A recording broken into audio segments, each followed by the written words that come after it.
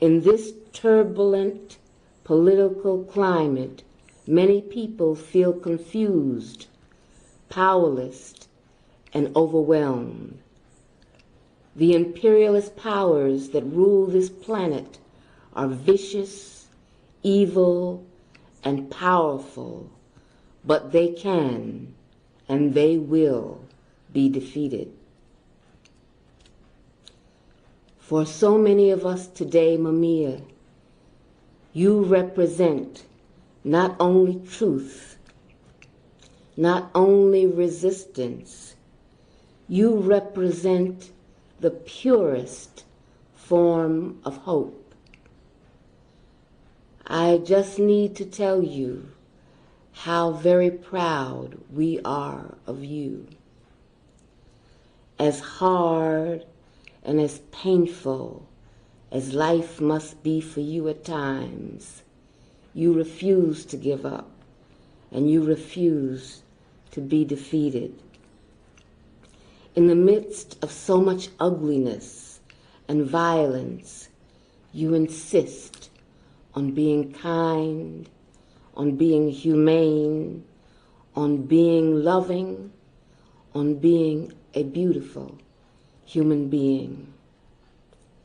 Let us follow your example, and for the sake of our children and our grandchildren and the future of this planet, let us refuse to be discouraged. Let us refuse to be disheartened. On this day, let us celebrate our hope for the future. Let us celebrate our hope for peace and our hope for social justice. Let us celebrate our desire to end all forms of terrorism, including the terrorism of hunger, the terrorism of underdevelopment, and the terrorism of exploitation. On this day, let us celebrate our commitment to freedom. Let us celebrate our commitment to freeing you, to freeing all political prisoners, and to freeing this world. Let us have faith in our power, in our creativity, and in our ability to make freedom real. Free Mumia Abu-Jamal. Free all political prisoners. The Cuban Foreign Ministry announcing today Assata Shakur, one of the FBI's most wanted fugitives, has died. After escaping prison in 1979, Shakur fled to Havana, where she received political asylum from Fidel Castro. The National News Desk, Jeff Harris, joins us. For decades, Shakur was sought after, the FBI even increasing her capture reward to $2 million. Break down what we know tonight. So Shakur was a Black Liberation Army member who was convicted for her role in a 1973 shootout that killed a New Jersey state trooper. After escaping prison years later, she resurfaced in Cuba in 1984, eventually receiving political asylum. The Cuban Foreign Ministry announcing Friday, Assata Shakur, also known as Joanne Chesimard, died at the age of 78 from health conditions. The National Police Association's Betsy Brantner-Smith telling us she should have been back in the U.S. a long time ago. Why wasn't there more done to get this woman back into custody? A member of the Black Liberation Army, which the FBI describes as, quote, one of the most violent militant organizations of the 1970s, Chesimard was convicted in 1977 of murdering New Jersey State Trooper Warner Forster. I guess his family can have a measure of peace now, but they never really did get justice. In 1979, she escaped from prison before resurfacing in Cuba in 1984, where then Cuban leader Fidel Castro awarded her political asylum. Speaking with NBC News in 1998, Chesimard proclaiming her innocence. Did you shoot Warner Forster? No, I did not. I was shot with my arms in the air. In 2013, the FBI made Chesimard the first woman on its most wanted terrorists list, the reward for her capture growing to $2 million. During his first term, President Trump demanding Cuba return her to the U.S. Including the return of the cop killer, Joanne Chesimard. New Jersey Governor Phil Murphy and State Police Superintendent Colonel Pat Callahan releasing a joint statement Friday reacting to her death, writing in part, quote, "For years we worked to bring Chesimard back to face justice, but sadly she's passed away without being held fully accountable for her heinous crimes." Now, back in March, Senators Rick Scott and Ted Cruz introduced legislation demanding the extradition of fugitives harbored in Cuba back to the United States. It's since been referred to the Committee on Foreign Relations. Reporting for the National News Desk, I'm Jeff Harris. Assata returns to the ancestors. Her name, Assata Shakur, has become an iconic symbol of black revolutionary resistance to the white nation and American empire. Shot, beaten, and threatened with death, Assata lived up to the meaning of her name, she who struggles. Born Joanne Deborah Byron on July 16, 1947, in Queens, New York, she came of age during the tumultuous 1960s, when young black people joined movements and organizations devoted to black liberation. She joined the Black Panther Party and later the Black Liberation Army and emerged as one of its best known and best loved members. When three young Panthers were driving south on the New Jersey Turnpike, they were ambushed by state troopers and a shootout ensued. One Panther, Zaid Malik Shakur, and a state trooper were shot and killed. Assata was also shot under her arm. The third Panther, Sundiata Acoli, also survived the ambush. Both survivors were charged with murder. Assata endured some 10 trials or so, winning acquittal after acquittal after acquittal. She was convicted once, and the state threatened her with another conviction for killing Zaid. A BLA squad went to her jail and set her free. Shortly thereafter, she made it to Cuba, which granted her political asylum. She began teaching in Cuba, wrote riveting poetry, and prayed for social change in America and, of course, freedom for the black nation. She served her people and freedom's cause with bravery, beauty, and brilliance. She represented her generation as Harriet Tubman represented hers. In her poem, Affirmations, Assata wrote the following: I believe in living. I believe in the spectrum of beta days and gamma people. I believe in sunshine, in windmills, in waterfalls, tricycles, and rocking chairs. And I believe that seeds grow into sprouts, and sprouts grow into trees. I believe in the magic of the hands and in the wisdom of the eyes. I believe in rain and tears and in the blood of infinity. I believe in life, and I have seen the death parade march through the torso of the earth, sculpting mud bodies in its path. I have seen the destruction of daylight and seen bloodthirsty maggots prayed to and saluted I have seen the kind become the blind, and the blind become the bind in one easy lesson. I have walked on cut glass. I have eaten crow and blunder bread, and breathed the stench of indifference. I have been locked by the lawless, handcuffed by the haters, gagged by the greedy. And if I know anything at all, it's that a wall is just a wall, and nothing more at all. It can be broken down. I believe in living. I believe in birth. I believe in the sweat of love and in the fire of truth. And I believe that a lost ship, steered by tired, seasick sailors, can still be guided home to port. Affirmations by Assata Shakur,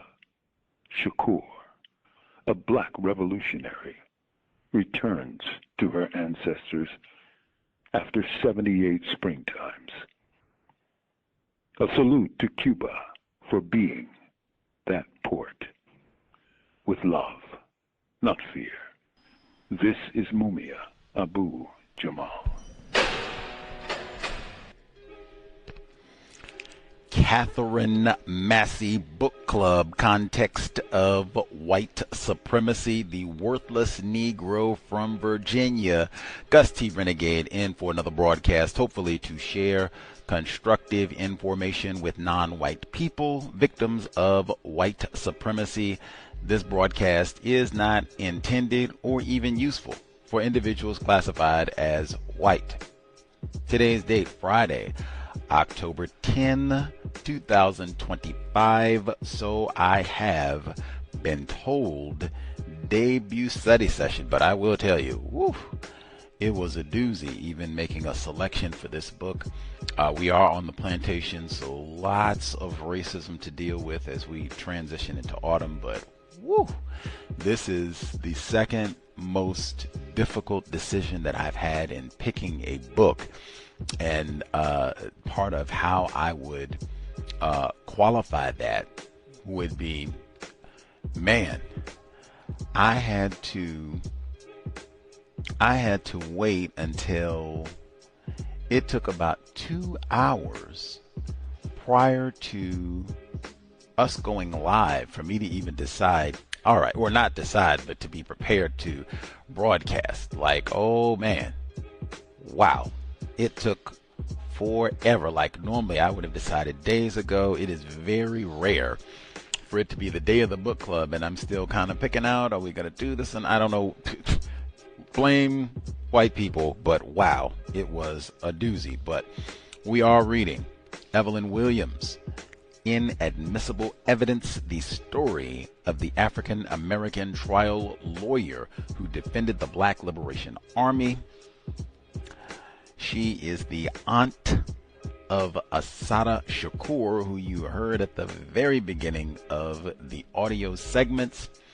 Just passed away. Assata Shakur did. We recognized her passing. We do have a rule here at the Katherine Massey Book Club. We generally do not read authors if they have just passed. That way, if we, have critiques of the book, we won't be feeling some type of way about criticizing someone who just passed away.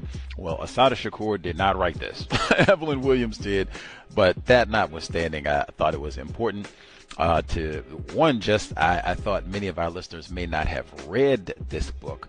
We are the Biography Kings. This will be our 4th biography of the year. And when I was hemming and hawing and being indecisive, what kind of sealed it for me, I've already read this book, even though it's been some years, so I certainly don't remember everything. As I was going back and reading through the first few chapters, and I saw COINTELPRO, and that kind of stopped everything. I think that happened a few times where I was flipping through, was like, oh, this is another COINTELPRO book. Can never have enough information about COINTELPRO, can never have enough reminders about COINTELPRO. And so I stopped, and then I guess I forgot that. And so then I said, man, I'm going to go and read a few chapters of this book to see if we need to read it. And same thing happened again. I think I got 2 chapters in this book. It's like, oh, wait a minute, COINTELPRO. Let's ride. Anyway, other than, you know, a little bit of what's to come. But anyway, man, if I was indecisive in any way, shape, form at all, that black brother, Mumia Abu-Jamal, would have sealed the deal 2, 3, 4 different ways. I have been waiting really since I heard of the transition of Assata Shakur a few weeks back. I knew, because he's talked about Assata for so many decades and her importance and even the updates when they put her on the terrorist list and then upped the bounty for her capture. Mumia has talked about all of the updates about her case over the many, many years, and we included audio segments of Mumia talking about Assata when we read Assata Shakur's biography a decade past. We come full circle 10 years later.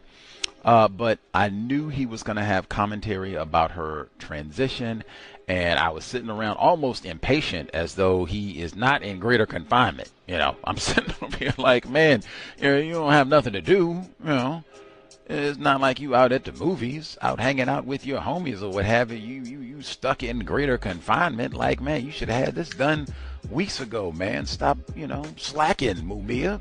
I'm sitting up like, no, in all seriousness.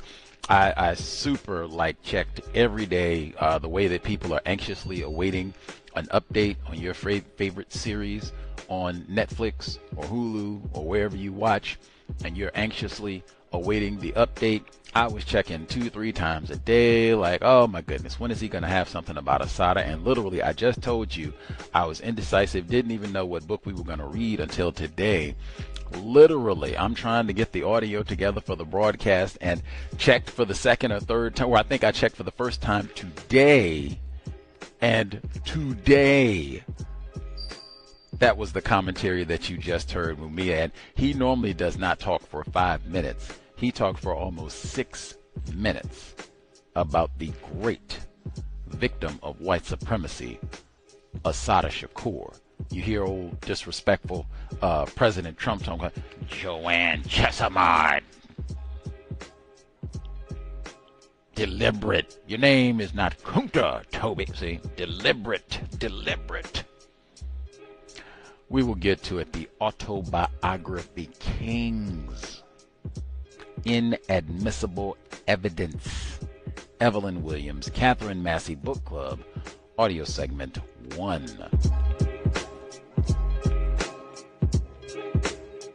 Inadmissible Evidence, the story of the African-American trial lawyer who defended the Black Liberation Army, by Evelyn Williams. Dedicated to my African ancestors, my grandparents, my parents, my sister, and my nieces, all of whom have waged their own struggles against the multiple facets of racism that continue to structure the world. And to all political prisoners wherever they are confined within the mirrored noon of the dead. Forward. The great W.E.B. Du Bois once observed that one ever feels one's two-ness. Being both black and American. How much more the dilemma must be compounded when one is also both female and a lawyer. The barriers for entry into the profession for African Americans is a matter of clear historical record. The new republic was more than a half-century into its existence before Macon B. Allen gained admission to the bar in the 1840s. It was not until 1872 that, overcoming all obstacles, the first African-American woman lawyer, Charlotte Ray, emerged. Evelyn Williams is in that brave, proud tradition. In this remarkable book, she tells the story of her life, of becoming a lawyer and of using her considerable skills in the service of change. It is at once a window into a life and an insightful view of the turbulent times in which that life has been led. Like most African Americans, Williams has deep Southern roots. Hers is, in part, an American family saga, as her parents follow the Great Migration out of their native North Carolina, seeking a better life for their children and themselves in the teeming metropolitan areas of the North. The South is a place to escape from, while at the same time a source of nurturing family strength. It is a sanctuary to retreat to in times of trouble, especially when, as with Williams's family, one comes from black landowning stock that has managed to keep the homestead intact. Evelyn Williams's Queens, New York, lower middle class upbringing is not unlike that of many other gifted African Americans. Despite the rigors of the Great Depression, her parents fight not only to survive and to improve their status, but to give their talented daughter every advantage of which they are capable. They also provide her with the tools of dignity and strength to meet the inevitable American racism against which neither her intelligence nor her middle-class station is a shield. This fine autobiography details the difficulties in becoming an African-American female lawyer in an age when to do so was still a great rarity.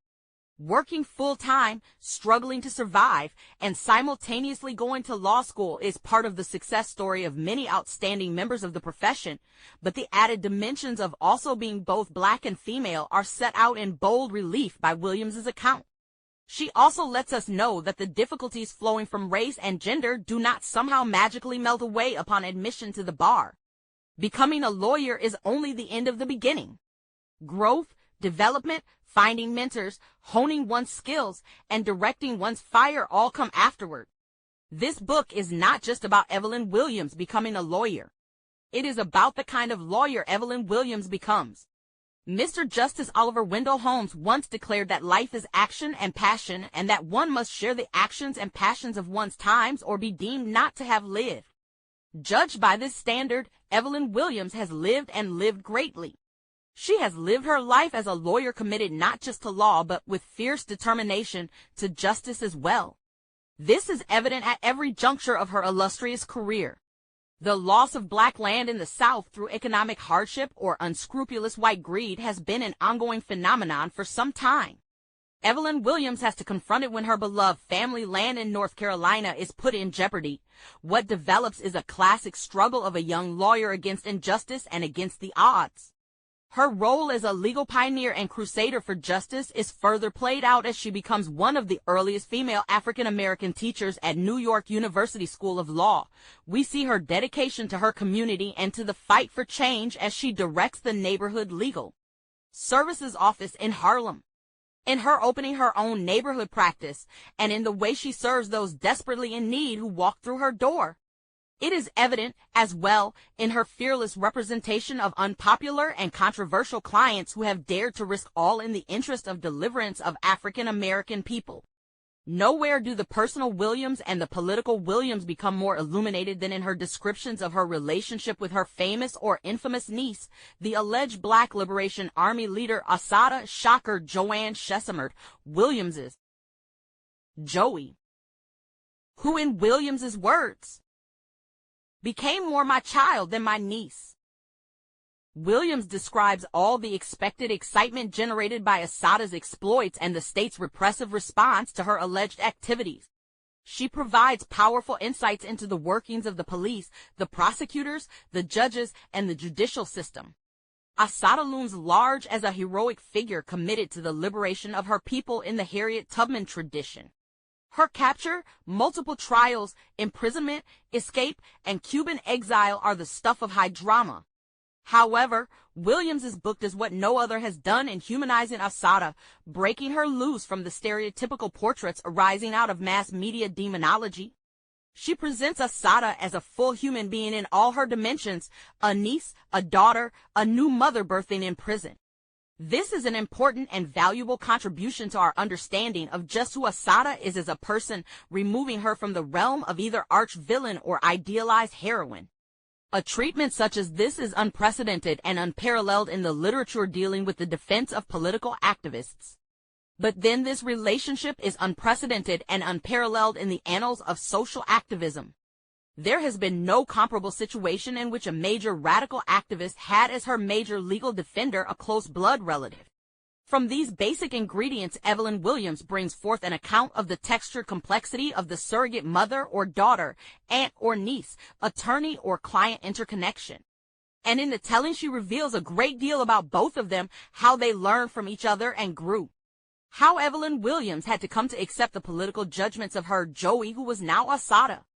and how, all other limiting, defining labels aside, their relationship was nurtured by the mutual respect and deep love of two strong, uncompromising African American women. Evelyn Williams fought hard for Assata, so much so that her zeal wound her up in jail from the inside looking out. Her single-minded commitment was attributable, at least in part, to familial devotion. But transcending personal ties and loyalties is Evelyn Williams's unstinting commitment to justice and the liberation of African peoples in these United States. Because of this, she surely would have defended Assata even if she had not been her niece. But she was, and from their history of closeness, they were able to start off at a different place than most accused and their attorneys. These memoirs are a true reflection of a black woman legal warrior who asks for and gives little quarter, an implacable foe of injustice. Her opinions about issues and characterizations of persons will not win universal assent. Certain targets will want and doubtless will deserve some rebuttal time. In the end, Williams is forced to confront what she really believes about law and race and society, and about a criminal justice system that is all too often more criminal than it is just, one in which, in her view, all black prisoners are political prisoners. One whose corruptions and perversions she had witnessed as a social worker even before she entered law school. While still able to hold out a grand vision for a better and changed society, Williams comes to some quite sobering conclusions about the limits of law as an instrument for social change, speaking in a voice not unlike Assata's. We should listen. Haywood Burns, March 1993. Part 1. Chapter 1. Police sirens twisted around the corners of the night, menacing, searching, chasing, hunting down Joanne Chesimard, my only sister's first child, whom they call cop killer, bank robber, and a member of a terrorist gang of criminals, the Black Liberation Army, the BLA, who was known to militants by her African name, Assata Shakur, and whom I called Joey. It was the spring of 1973, and for the last 2 years, the nationwide dragnet for her capture had intensified each time a young African American identified as a member of the BLA was arrested or wounded or killed. The Joint Terrorist Task Force, made up of the FBI and local police agencies across the country, issued daily bulletins predicting her imminent apprehension each time another bank had been robbed or another cop had been killed. Whenever there was a lull in such occurrences, they leaked information allegedly classified as confidential to the media, repeating past accusations and flashing her face across television screens and newspapers with heartbeat regularity, lest the public forget. For the first time in its history, the New York City Police Department equipped patrol cars with shotguns. More police were added to the force. Revised guidelines were issued: travel only with a backup team and use caution in the chase.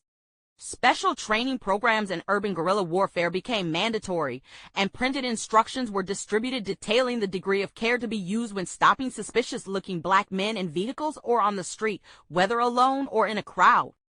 Between January 1971 and February 1973, the FBI claimed that BLA members had attacked 22 policemen in cities across the country, from San Francisco to New York, including Atlanta, Houston, St. Louis, and New Orleans, and had robbed innumerable banks to finance their primary goal, which, according to FBI intelligence, was to ambush and kill cops. The first incident that was catapulted into national prominence occurred in Manhattan on May 19, 1971, Malcolm X's birthday, and 6 days after the Panther 21, members of the Black Panther Party, were acquitted on charges of conspiracy. The 2-year trial for attempting to bomb the Statue of Liberty, the longest trial in the history of New York State, had resulted in the acquittal after 1 hour of jury deliberation. On May 19th, at about 9:00 p.m., machine gun blasts were fired from a car traveling in the wrong direction on Riverside Drive into a patrol car in which policemen Thomas Curry and Nicholas Benetti were riding. The attempted murder took place near the home of District Attorney Frank Hogan, the prosecutor in the Panther 21 trial. While seriously injured, both police officers survived, and 2 days later an envelope containing a live .45 caliber cartridge, a license plate purportedly belonging to the car from which the shots were fired, and a letter was delivered to the New York Times. The letter stated, May 19, 1971, all power to the people. Here are the license plates sought after by the fascist state pig police. We send them in order to exhibit the potential power of oppressed peoples to acquire revolutionary justice. The armed goons of this racist government will again meet the sons of oppressed third world peoples as long as they occupy our community and murder our brothers and sisters in the name of American law and order. The domestic armed forces of racism and oppression will be confronted with the guns of the Black Liberation Army, who will meet out in the tradition of Malcolm and all true revolutionaries, real justice. We are revolutionary justice. Joanne Chesimard and others were wanted for questioning. On August 23, 1971, a Queens, New York, bank was robbed.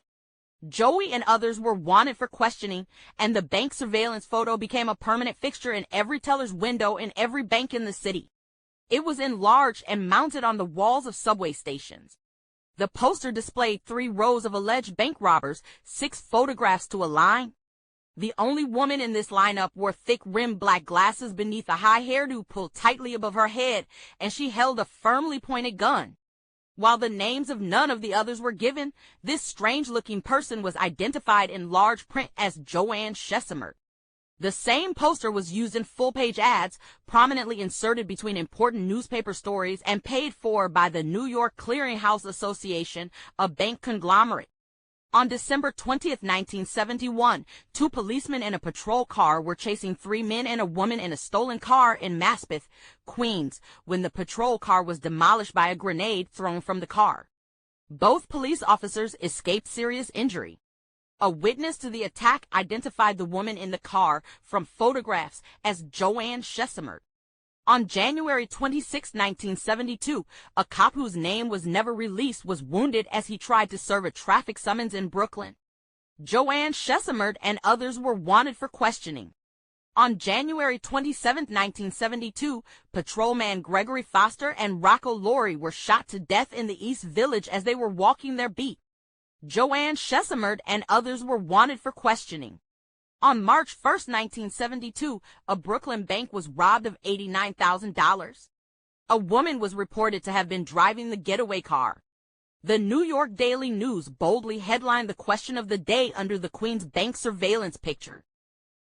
Was that Joanne? On September 1, 1972, Joanne Chesimard and others were wanted for questioning concerning a Bronx bank robbery. On September 9, 1972, a New Orleans bank was robbed of $129,707 in cash and $29,375 in bonds. The Secret Service issued a bulletin circulated throughout police departments in every state calling for the arrest of Joanne Chesimard. On December 28, 1972, a Brooklyn drug dealer was kidnapped. Joanne Chesimard and others were wanted for questioning. On January 2, 1973, a Brooklyn drug dealer was murdered. Joanne Chesimard and others were wanted for questioning. On January 15, 1973, an automatic weapon shattered a police radio car windshield, wounding both patrolmen before the police car escaped. Joanne Chesimard and others were wanted for questioning. On January 28, 1973, Joanne Chesimard and others were wanted for questioning in the attempted ambush murder of 2 Queens policemen, Michael O'Reilly and Roy Polina.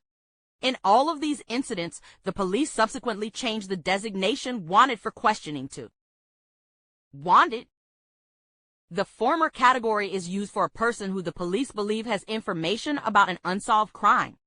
The latter designates a person who allegedly has committed a crime and for whom an arrest warrant has been issued. In either case, the whereabouts of the person are usually unknown. One of the purposes of releasing the names to the public is to facilitate the person's apprehension from information provided by either families or informants. Throughout the 2 years of alleged BLA activity, New York City Police Commissioner Vincent Murphy intentionally released previously unreported information to coincide with the trials of captured militants. His actions were designed to enhance the hysteria being generated by Murphy's media expert, Robert Daly, Deputy Commissioner of the New York City Police Department in charge of public relations. In the February 12, 1973 issue of New York Magazine, Daley wrote an article entitled Target Blue, in which he pompously delineated his version of the organizational operations, goals, and activities of the BLA, converting hypothesis into fact through the magic of questionable police department information. He wrote, "Many of the assassins and assailants are killed or caught. Others remain at large, principally Andrew Jackson, Twyman Myers, Herman Bell, and Joanne Chesimard, who may in fact be their leader. A City College girl who was once shot in the stomach during a stick-up and who later said she was glad she had been shot because now she no longer feared police bullets." Daley was referring to April 5, 1971, when Joey was shot in the stomach by a drug dealer she was trying to set up. She was then arrested while escaping from the Hilton Hotel in New York City. Daley's article attributed various acts to Joey, stating that on one occasion she had brought to a Bronx safe house a badly wounded and bleeding Robert Vickers, an alleged member of the BLA, who was being sought for questioning along with her. Daley described Joey as the final wanted fugitive and soul of the gang, the mother hen who kept them together, kept them moving, kept them shooting. Kenneth Walton, the New York division chief of the FBI, stated that his career would not be fulfilled until the day he cornered Joanne Chesimard, woke her from her sleep with a gun pointed at her head, and said, "Gotcha." For 2 years, I had spent my nights monitoring the radio news stations. In the early hours, before eventful news breaks were reported, dead spots were filled in with rumors of what militants called Assata sightings. She was reported to have been seen in different states. On the West Coast, conducting a training camp in the use of weapons and guerrilla warfare on a farm in Georgia, hiding out in a Brooklyn armory, leisurely walking along East 23rd Street in New York City, flanked by serious-looking black men who inspired such fear in the observing policemen that they refused to apprehend her without a platoon backup. It was March 1973, and I was staring at the canvas she had painted for me on my birthday in 1969.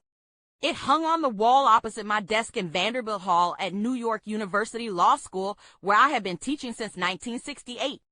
3 young black faces erupted from the Jackson Pollock-like background, passionate, intense, compelling. She had never identified them or told me, in fact, if they were portraits of anyone she knew. But they resembled 3 of the defendants in the Panther 21 trial, 2 men and a woman, fixed in triangular unity, their eyes directed both inward and outward, the black, green, and red of the background merging and separating at the same time. Were they among the hunted? Although recently I had not seen Joey as frequently as I had before she joined the Black Panther Party, we still kept in touch easily and without special appointments, and as she had since she was a child, when she needed help or just plain talk, she called. In 1967, when she was arrested, along with 100 other students at Manhattan Community College on charges of trespassing after they had chained and locked the entrance to a building to protest curriculum deficiencies in the Black Studies program and the lack of black faculty, she had called.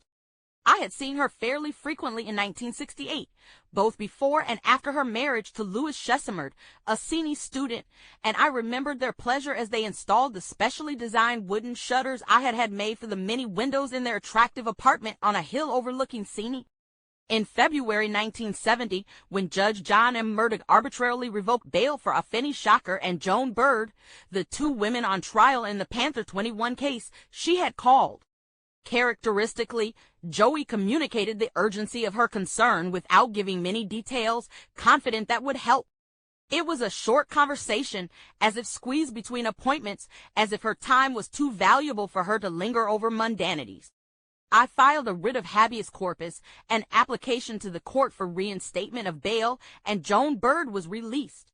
Was shocked to learn, many years later, that neither had known of Joey's quiet intervention or of our relationship. When she attended the Revolutionary People's Constitutional Convention, held in Philadelphia later that year despite an injunction banning it, she didn't call, but she came directly from Philadelphia to join her family vacationing at Freeman's Beach in Wilmington, North Carolina. She came without luggage, her hair braided and her one pair of jeans and a blouse wrinkled and still dusty from the several days she had spent sleeping on tabletops and sitting on the floors of rooms crowded with other young people who had arrived from across the country. She came to North Carolina to discuss her decision to join the Black Panther Party, but while she posed the possibility, it was clear that she had charted her course and that this was just a courtesy stop. I had no opposition. Although my concept of the party was limited to what I had read, I viewed it as a correct, domestic response to the untenable conditions facing Black people. Joey talked in terms of global parameters, Africa, and the politics needed to ensure permanent change in the United States. As always, her vision encompassed more than the immediate, while mine was rooted in alleviating the source of imminent disaster. After she joined the Black Panther Party, she came to ask for help in obtaining community donations for the party's summer school where she taught. And in 1971, after she was shot in the Hilton Hotel, she called me from French Hospital, where the police had brought her after her arrest, and asked me to represent her on the felony charges.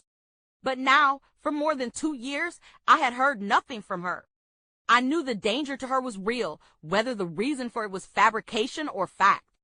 And I also knew she would not risk making a telephone call to me. But I kept repeating to myself, find a way.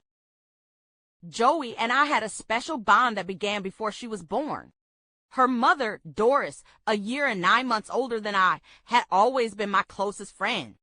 But Doris was sickly even as a small child and suffered exaggerated reactions to the usual childhood diseases that most children recover from after a few days. When she squeezed a teenage pimple alongside her eyebrow, she became infected and was hospitalized for 2 days with hourly hot and cold compresses applied by nurses in that pre-penicillin era. The doctor called her recovery a miracle. And when her menstrual cycle began, the pain was so severe that she had to stay in bed for each week of its duration. As she moved into late adolescence, the family doctor warned her against having children, explaining that she had an inoperable uterine malformation that could result in death during childbirth. So her first pregnancy filled my parents and me with 9 months of unrelieved fear.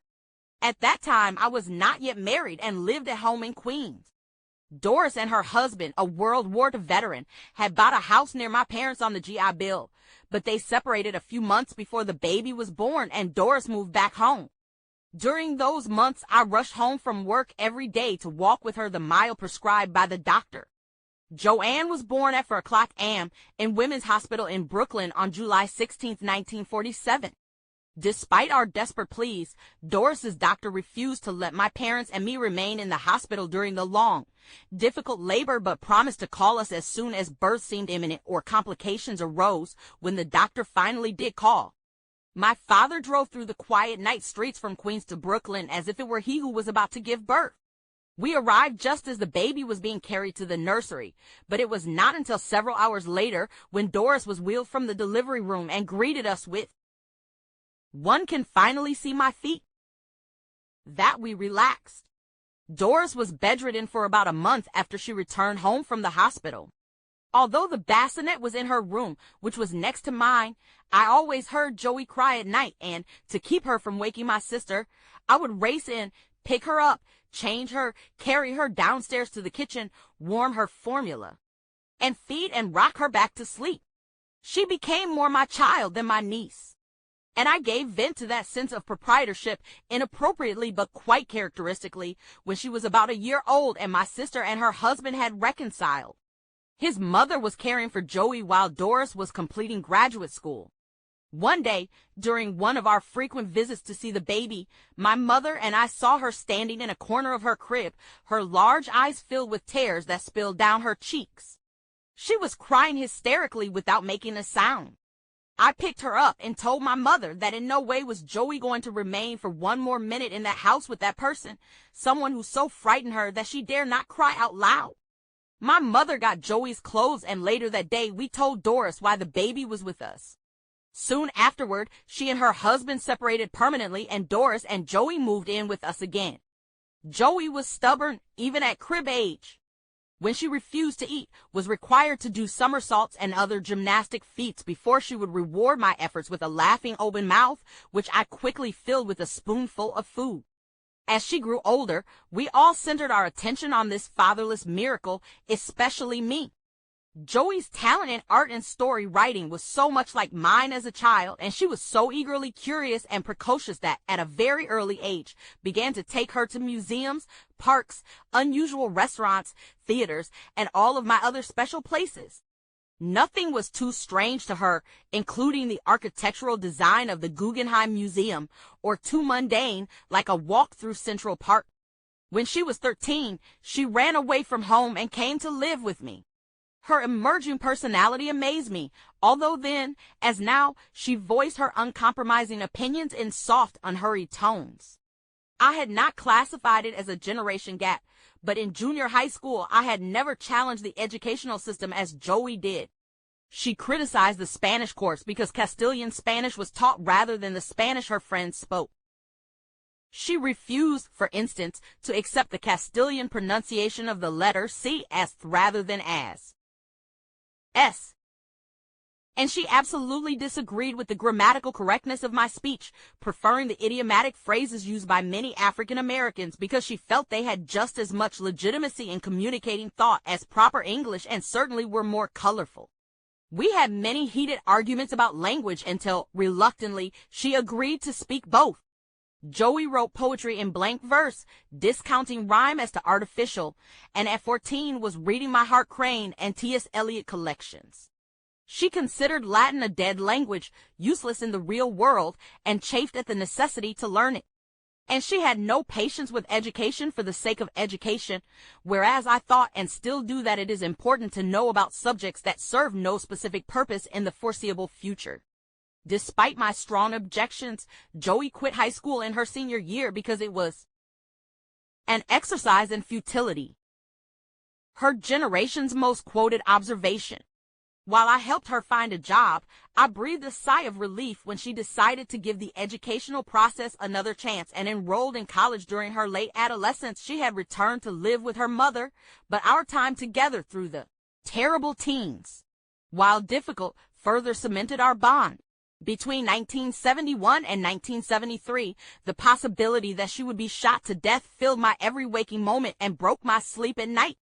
Had no way of knowing whether I was dealing with manipulated media coverage or untainted reality. I lived in constant fear that an informant's tip would tighten the net around her and that she, like so many other Black Panthers, would be cornered and killed in a shootout. I again saw photographs of the bodies of Fred Hampton and Mark Clark, two Black Panthers, as they lay dead on their beds in a Chicago apartment.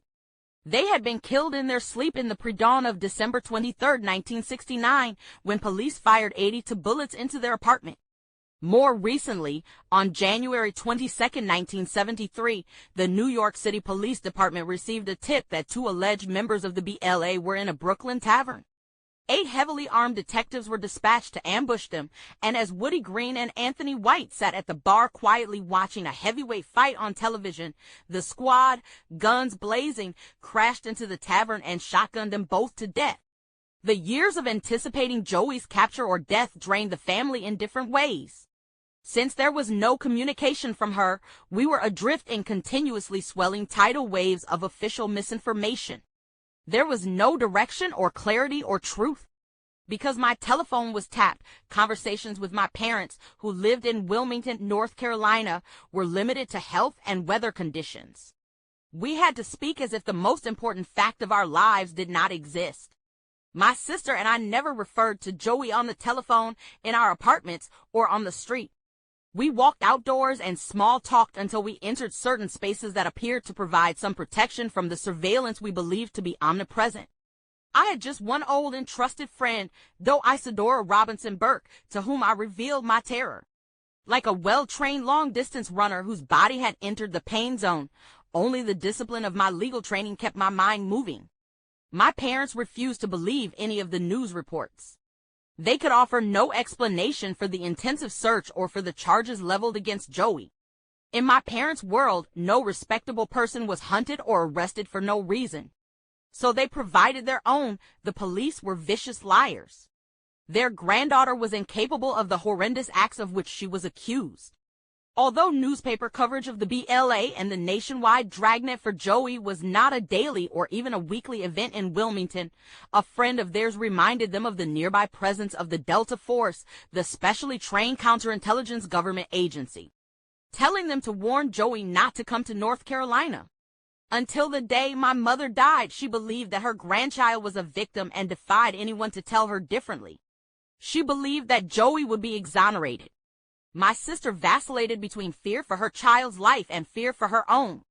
Imperiled by a situation about which she had no information except from the newspapers and television, she avoided both.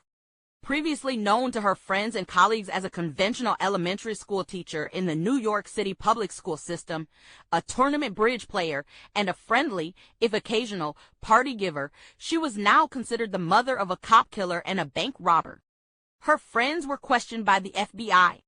Their telephones were tapped. My sister's situation threatened their hard-earned positions, if not their safety.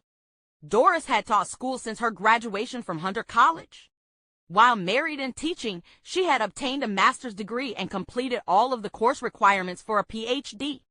Although she had received many awards for innovative teaching techniques and for successfully working with so-called unteachable students, she began to have difficulties at her school.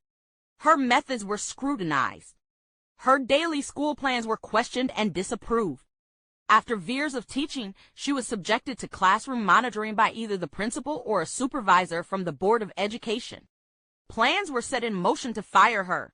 While that effort failed, the tenuousness of her civil service status, always believed to be permanent, as well as the ineffective assistance she received from the United Federation of Teachers, her union, made her vulnerable for the first time in her working life to the fear of economic insecurity, that singular nightmare for children of the Great Depression. She was no longer sure she would be permitted to retire at the usual age of 65 with a decent, livable pension. In addition to the withdrawal of Al but her closest friends, the pattern of her life changed dramatically. Telephone calls with strange messages or menacing silences persisted even after she changed her phone number and had it unlisted. And her apprehension of shadowy figures following her, not always imagined, permanently altered her life. It was difficult to believe that mere coincidence accounted for the fact that each apartment surrounding hers in the 33-floor high-rise, including the apartment beneath, remained empty for years at the height of a buyer's market. Electric eyes were installed both in an empty apartment next to hers and at the end of the hall facing the door of her apartment. When she returned home from a visit to my parents one summer, her apartment had been broken into through the terrace window, but nothing had been stolen. Apart from the glass fragments on the floor and the broken window pane, the only indication of intrusion was the black fingerprinting powder left on door frames, on clothes in her closet, and on other personal items. After that, asthmatic attacks and allergic reactions to substances that her doctor could not pinpoint constantly afflicted her. She canceled summer plans to travel to Europe or the Caribbean because of her anticipated need for emergency medical treatment and her belief that traveling outside the country increased her vulnerability, but primarily because she would not be available in the event Joey was captured. I'm sure there were many times when she asked the same question asked by other families whose children were hunted as members of the BLA. Why my child? Why me? Joey's sister, Bevy, 5 years younger, was defiantly angry and loyal. Joey had been her mentor and best friend, patiently accompanying her through the mysteries of adolescence, giving her books to read about the conditions of Africans living in America, elevating her political awareness. Bevy was 19 in 1971 when Joey's name first appeared in newspaper headlines. She believed none of what she read about her sister. One day, Joey was there, teasing her, being responsible for her, listening to her, sharing secrets with her. And then suddenly she was gone, without warning or explanation. And Bevy's memory of her slim, soft-voiced, popular, humorous, dance-loving, pretty sister was replaced by a mug shot of a swollen-faced stranger who stared ominously at her from newspapers and subway posters. Wanted, dead or alive, was no longer a cliché from old Western movies. It meant her sister. I was better able to withstand the barrage of publicity than my family because was a criminal trial lawyer. After years of representing black and poor defendants hopelessly mired in the system I had long ago ceased referring to as the criminal justice system, I was suspect of the airtight public indictment against Joey. Screened every newspaper accusation for loopholes, photocopied reports, compared them, and filed them for future reference in the event she was captured alive. I taped radio reports and transcribed them. I evaluated every fragment of information leaked by the police department or the FBI for inconsistencies, unintentionally revealed clues, or suspect sources. I became aware of the police department's efforts to both generate and maintain public support for any unauthorized police action that might result in the apprehension of those suspected of being BLA members. To keep public sentiment on their side, however, the police first had to prepare the public for the possibility that the killings of police not only would continue but were the acts of a gang of terrorists. It was critical to their plan to portray the BLA as vicious thugs and to carefully avoid making public any information given them by the BLA that suggested purpose and structure to their alleged random activities. It was not until the deaths of policemen Gregory Foster and Rocco Laurie in January 1972 that the New York City Police decided to make public the fact that, in their opinion, there did exist a nationwide, organized conspiracy to assassinate police officers. In 1971, department officials had asked the New York Times not to publish a letter the newspaper had received from the BLA claiming responsibility for the May 19th Riverside Drive attack. Nor did the media report Robert Daley's press conference held a few days later in which he announced, "There is a conspiracy of black extremists who are responsible for the cop killings. Always in the past, the police have been quiet about this conspiracy because of fear of accusations of racism. But it isn't the black community that is doing this. It is a few dozen black criminal thugs, and it just has to be said." But by early 1972, the police department was forced to confront the wide discrepancy between its official policy and the public face it had put on its policy. The day after the Foster and Laurie murders, on January 28th, United Press International received a letter signed by the George Jackson Squad of the BLA, claiming, "This is about the pigs wiped out in Lower Manhattan last night. No longer will black people tolerate Attica and oppression and exploitation and rape of our black community. This is the start of our spring offensive. There is more to come. We also dealt with the pigs in Brooklyn." Anticipating the public reaction of fear combined with outrage at the impotence of the police department to arrest those responsible, police officials reached an agreement with the media to withhold the letter until the police could demonstrate containment of the threat and thus dilute its importance in the public's mind. Police Commissioner Murphy huddled with his top command, especially his public relations advisor, Daley, to produce the correct official posture. 10 days after the murders, he designated Albert Seidman, chief of detectives, to deliver his analysis of the blah and to release the names of 9 suspects, including Joanne Chesimard, who he claimed were responsible for the crime. This cooperative venture between Murphy and the media resulted in extensive live television coverage of Seidman's press conference and assurance that the story would appear on the front page of every New York newspaper the next day. Following the press conference, Queens District Attorney Thomas Mackle, concerned about the effects of pretrial publicity, criticized the public disclosure of the names of the suspects and the extensive revelation about the backgrounds of 4 of them because it might hinder efforts at a fair trial for any of the group if ever arrested. During the press conference, Seidman had added, "This group and a handful of others have been responsible for killings and assaults on policemen, both black and white. Holdups and assaults against ordinary citizens and businessmen, both black and white. This small group has labeled itself the Black Liberation Army. There is no evidence to connect these people to others who have used similar names such as Black Liberation Party or Black Liberation Front, etc. This is a handful of people who have taken it upon themselves to assault and kill police officers and who finance their activities by committing holdups and other crimes. What is the Black Liberation Army? It is composed of this small group of militants who do not have an organizational base and who would like to give some semblance of legitimacy to their homicidal acts. Certainly, it does not represent the thinking of the black community since, as a matter of fact, these assaults have brought blacks closer to their police than ever before in an effort to combat a common enemy. This multifaceted approach was carefully constructed to assuage the fears of the general public, to appeal to the peaceful, law-abiding instincts of African Americans, and to provide them with an acceptable rationale for rejecting the BLA.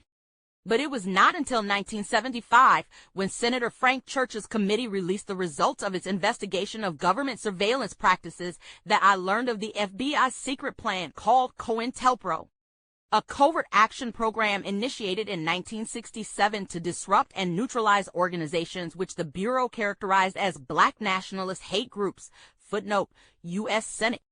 The final report and the staff report of the Select Committee to Study Governmental Operations with Respect to Intelligence Activities, Books 2 and 3, Washington, D.C. GPO, 1975.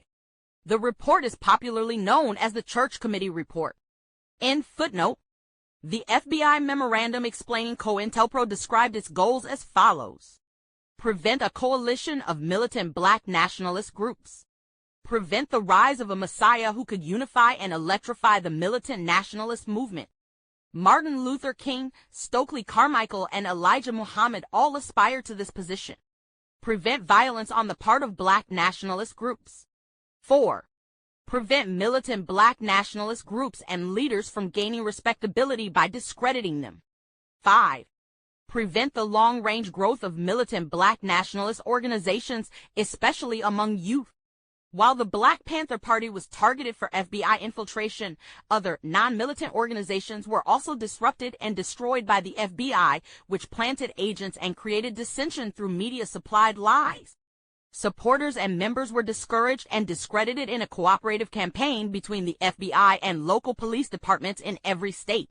There were warrantless telephone taps on black militant groups, as well as surveillance of civil rights rallies, marches, and demonstrations. Included in the FBI's plot was every black organization of national or local significance, including the NAACP, the Urban League, the Congress for Racial Equality Corps, the Nation of Islam, the Southern Christian Leadership Conference, SCLC, black student unions. The Revolutionary Action Movement RAM, Black Libya, and the Republic of New Africa. When the BLA drew national attention and caused media hysteria beginning in 1971, it became one of the prime targets of COINTELPRO. The Church Committee report also revealed that in 1970 a key black extremist list was created identifying black militants for concentrated investigation and COINTELPRO actions, as well as placement in the top priority category of the Security Index. A list compiled jointly by the Department of Justice and the FBI based on the department's plan to detain dangerous individuals in the event of a national emergency. The variety of illegal and extralegal actions committed by the government against black nationalists ranged from arresting them on every possible charge until they could no longer make bail, Exhibit O attached to the Church Committee report, to declaring that the most effective countermeasure against extremist activity is criminal prosecution. Exhibit P. The report's most chilling revelation, however, was that the FBI, in cooperation with state law enforcement authorities, had not only fabricated criminal charges against militants but had relentlessly prosecuted them. The congressional summary of FBI activity contained in Book I notes the instrumental role that the FBI played in planning and preparing the Chicago police for the raid that resulted in the 1969 murders of Fred Hampton and Mark Clark. Once the Church Committee report was made public, convicted Black Panthers requested the release of their FBI files through the Freedom of Information Act.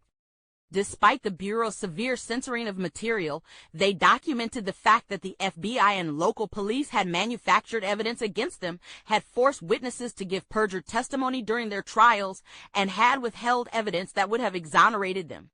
But as I said, none of this was known until 1975. As of 1973, all I knew was that police authorities believed that BLA members were former Panthers who had split from the party because of their more militant stance, and that Joey was among them. I did not know then that the BLA was absorbing the full attention of COINTELPRO, and so I could not foresee the danger that was to come. Katherine Massey Book Club, I would say generally speaking, that is victims of white supremacy, where we are not really aware.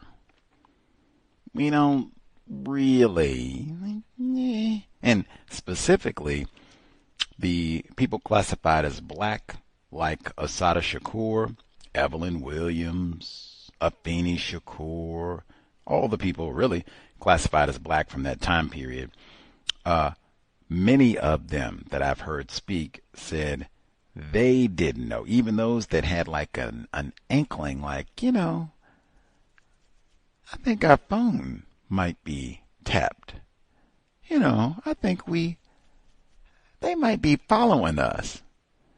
And that's what, like, they didn't have a name for it and all that, but they had some suspicion. But even those people I've heard, Black Panther Party members and such, have said, wow, we thought we knew what white folks were up to. Psh, we didn't know the half. Like, woo. Generally speaking, keep that in mind now. Who is more informed about white supremacy racism, what it is, how it works? How about this? How many times have you heard it's been whole teams, groups of black people dispatched to study one white person? We're going to keep tabs on you, tap your phone, put cameras on you, watch you all day long, get all the data and bring it back to my other Negro people so we can think about it, better understand you. How many times have you heard that? We've heard it the other way around. White people going to study one Negro. We've heard it bunches and bunches and bunches of times. Katherine Massey Book Club. Matter of fact, the book club, that white fella in Buffalo that went and killed 10 people at the Tops grocer, including Katherine Massey, he did recon. Study. They said he went for months. Study. Killed the most Negroes. Know the zip code where the Tops is. He was there the day before. We already... Number to dial, 720-716-7300. The code 564-943 pound. Press star 61 if you would like to participate. Number again, 720-716-7300. The code 564-943 pound. Press star 61 if you would like to participate. I think I said a decade previously, when we read Assata's biography in the book club, I said then, because people asked, or they were wondering, is she gonna, explain how they got out of jail and how they do it? And I said, no way, like, come on. This book, now, it doesn't give you a whole, blow by blow accounting of how all of this went down, but it does give you a lot more detail about how this prison break happened than Assata's book. So that's one thing to look forward to. 2, when they gave the discussion about the police raid right after the murder of Fred Hampton and Mark Clark in Chicago, heard about that again, Abraham Bolden, when they discussed that, and they said that a different police department went in and gunned down a whole different set of privileged black males during a heavyweight fight in January of 1973. Obligatory. That was the late, great George Foreman, privileged black male, knocked out Joe Frazier in Jamaica, no less, in 2 rounds to become the new heavyweight champion. So while the black males watching Joe Frazier get brain damage and a new champion crowned, set up for the Rumble in the Jungle for Ali to get his title back. But while all this is being watched, white people are planning to kill us.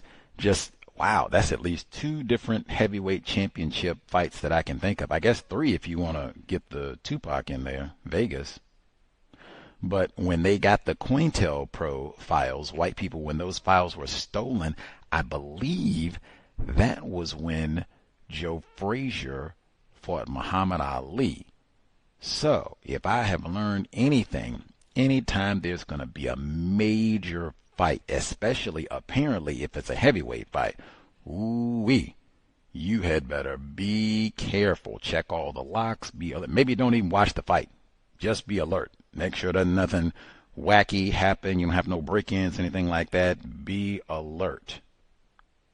720-716-7300. The code 564943 pound. Press star 61 if you would like to participate.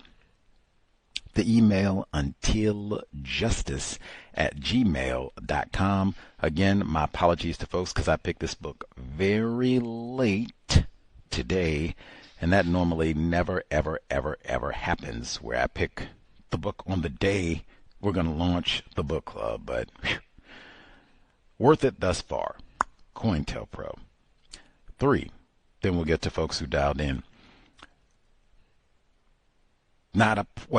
I'll just say it.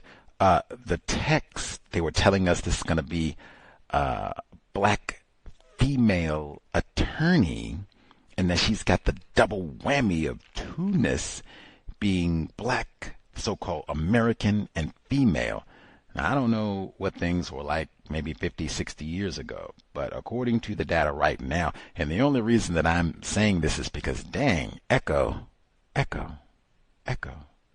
I just heard Dr. Uche Blackstock here in Seattle yesterday, and they said, how many black doctors do we have? And they said about 5% of the doctors in the U.S.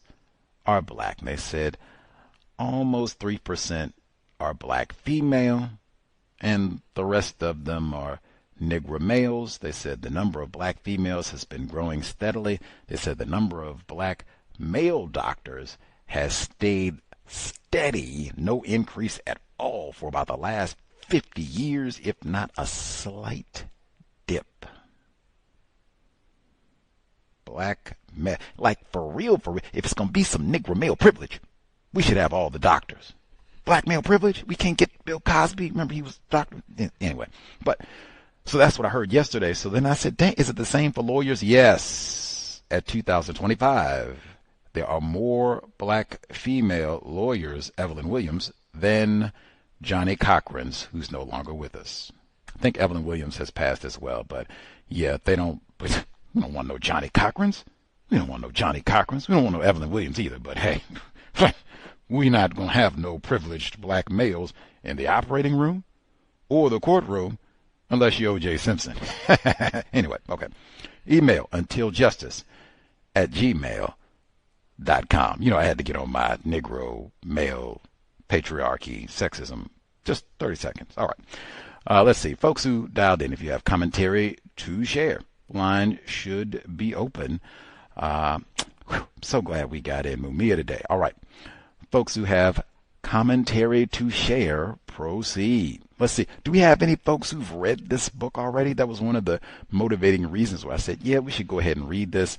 Great timing. Plus, I suspect a lot of folks probably don't have this one on their shelf. Folks who dialed in with a hand up, proceed. Any folks who've read this book? Any folks who've read this book? I have not read this book. Sorry. Heard both of you, Z's mommy and Lauren. I'll pick Z's mommy. I think Lauren gave apologies, so that sounds like a yield. Z's mommy has not read the book. Did you have more? Yeah, I'm really excited to read this book and listen to the commentary. So far, it's really, really interesting. I've already learned a lot about Assata Shakur's life in general and her family. I guess some commentary I had was, I thought the beginning where she goes through all of the dates of, I guess, incidents of criminal activity and how they were all being connected to Assata Shakur, but didn't actually show any true connection was really interesting, and it seemed like they were spending a lot of energy to try and fabricate or come up with basically anything that, any sort of criminality happening in New York was her fault. I thought that was interesting. I really liked the part where Evelyn was talking about her Assata Shakur's childhood and how she saw her as her own child. I think that that's kind of like one aspect that can really help to end the system, is seeing, a lot of the non-white children that exist around you as your responsibility as well. And it's kind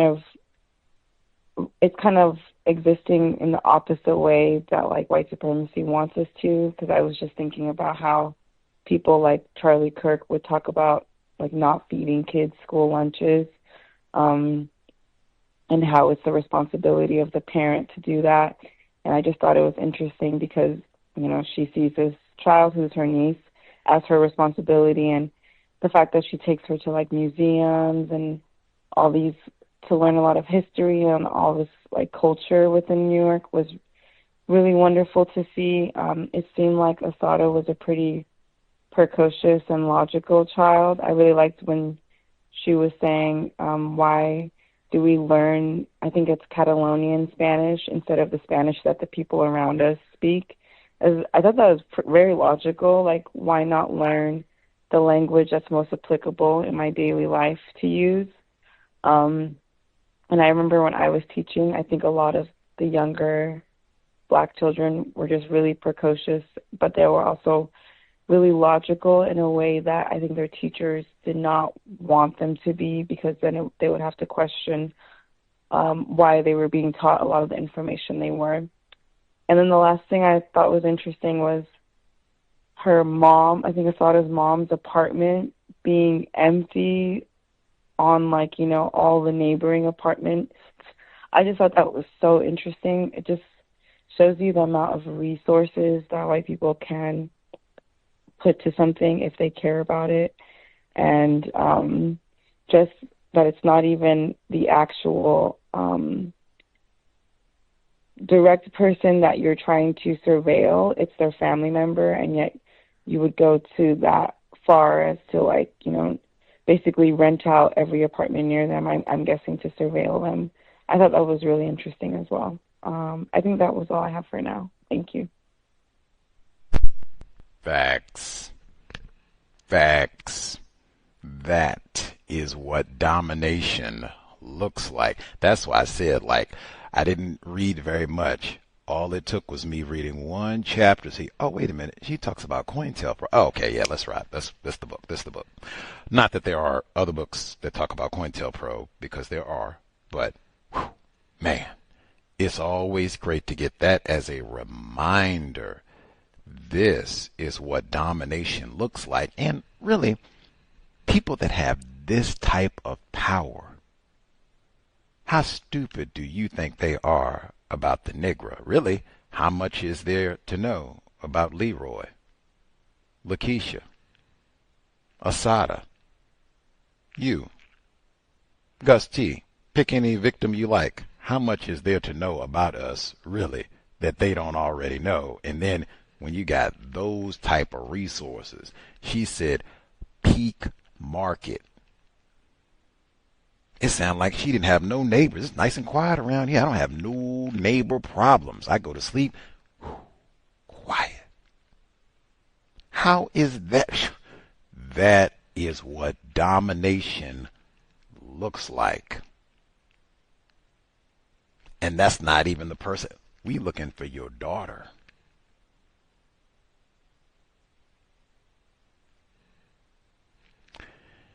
Anywho, and then she said they had the camera out there. Like, man, what? Anyway, what type of camera they got? You got motion activated camera in the 1970s? Come on. And what type of technology would they have now?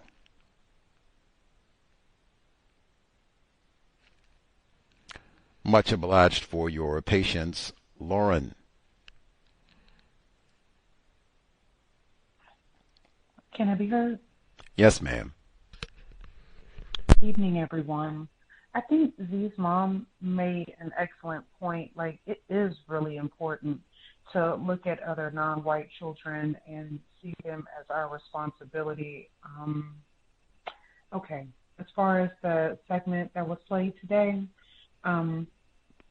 it said when Assata's mom went to the hospital and she was giving birth, I guess she was in labor for a while, and it said, despite our desperate pleas, Doris's doctor refused to let my parents and me remain in the hospital during the long, difficult labor, but promised to call us as soon as birth seemed imminent or complications arose.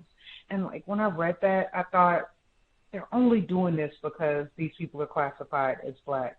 I don't think that would have happened if these people were classified as white. When she said she went to visit Assata when she was a little girl, maybe I should call her Joanne since that was her name then. I'm not really sure.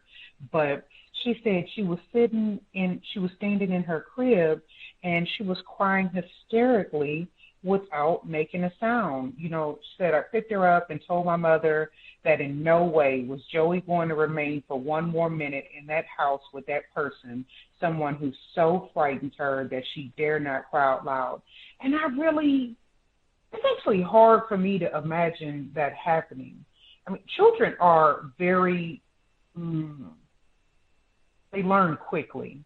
And for her to be so young and do something like that, I just had difficulty imagining the kinds of things she would have had to experience where she was too afraid to make a sound. I also like that she took her around to the museums and restaurants and things like that. I think it's really important to do things with children when they're young, so when they get older, they're used to it and they know how to behave. It's not something strange to go to the museum or to a restaurant. Some people don't do that with their children. She said, my parents refused to believe any of the news reports. They could offer no explanation for the intensive search or for the charges leveled against Joey.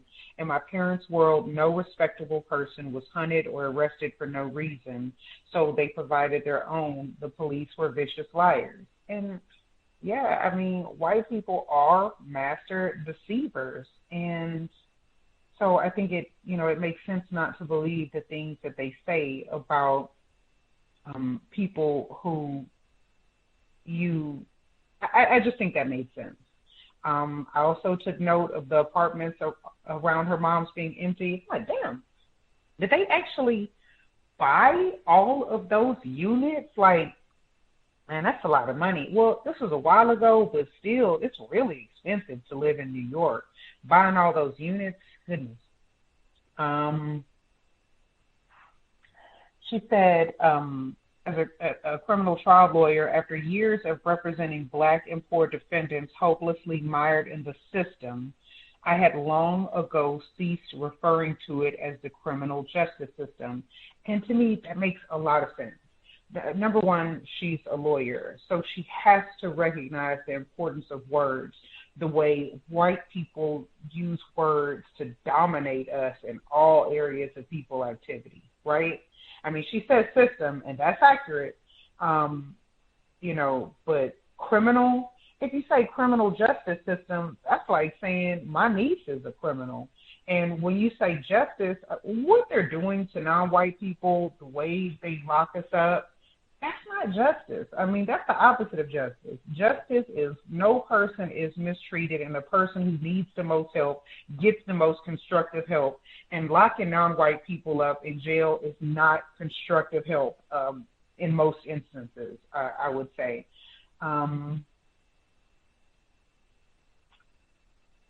The stuff about COINTELPRO and the church committee report, I thought that was interesting.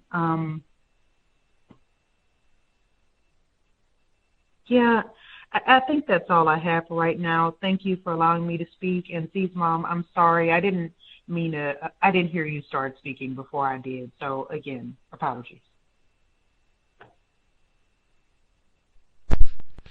Much obliged. Lauren will live. More people should know about the details of the COINTELPRO. Very applicable for things that are happening currently. Even one of our previous guests made that same remark as Z about viewing all black children as our own. The founder of the International Center for Traditional Childbearing emphasized that point when she visited the cows way back when, but thought it was important then as well. Hear it echo again all these years later. Star 6-1. Other folks have commentary. Other folks with a hand up. If you have commentary, proceed.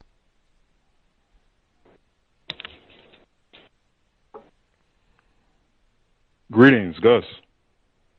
Yes, sir. Greetings to the callers. I just wanted to share a little bit, share some of my thoughts.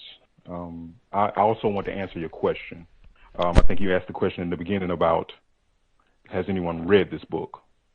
I have not read the book. I had it in my library. This is a book that I purchased while we were reading Assata, so I had it quite some time. But once you played the audio in the beginning of the broadcast, I instantly ran to the library and like, okay, I kind of feel where you're going on this one. So we were in that same lane. I'm very happy that you chose this book. I just never found the time to read it, but I always wanted to get into it. So yeah, this is a treat for me. So yeah, I just want to say that. Thank you. I did notice something though. So, and I'm not trying to be too ticky-tacky, but I'm following along in the book, and I know we do have the technology. However, it seems as though the AI reader skips a lot of the I's sometimes. It skips, I think it even was saying like, even with the BLA, sometimes it'll say blah. Even with Africa with the K. I think it said Africa. So, I mean, I know, you know, it'll catch up as we feed it more, but I'll say it. I don't know. With the AI reader, is there any way that maybe we could maybe just, I guess, slow it down a bit, just so we can really hear it all? And I don't want to speak for everybody, but that's how I was feeling when I'm following along. I'm highlighting, I'm taking notes, which I have a copious note, so I'll go through those. But it kind of threw me off when I'm reading something, I'm hearing something, and I'm like, wow, so you're not going to say you're not going to say, so just want to throw that in the mix. Let's see. I did hear someone talk about I think you said Castellano. In the book, they were saying Castilian Spanish. I never heard of that. That was like my very first time even hearing that, so I had to look it up.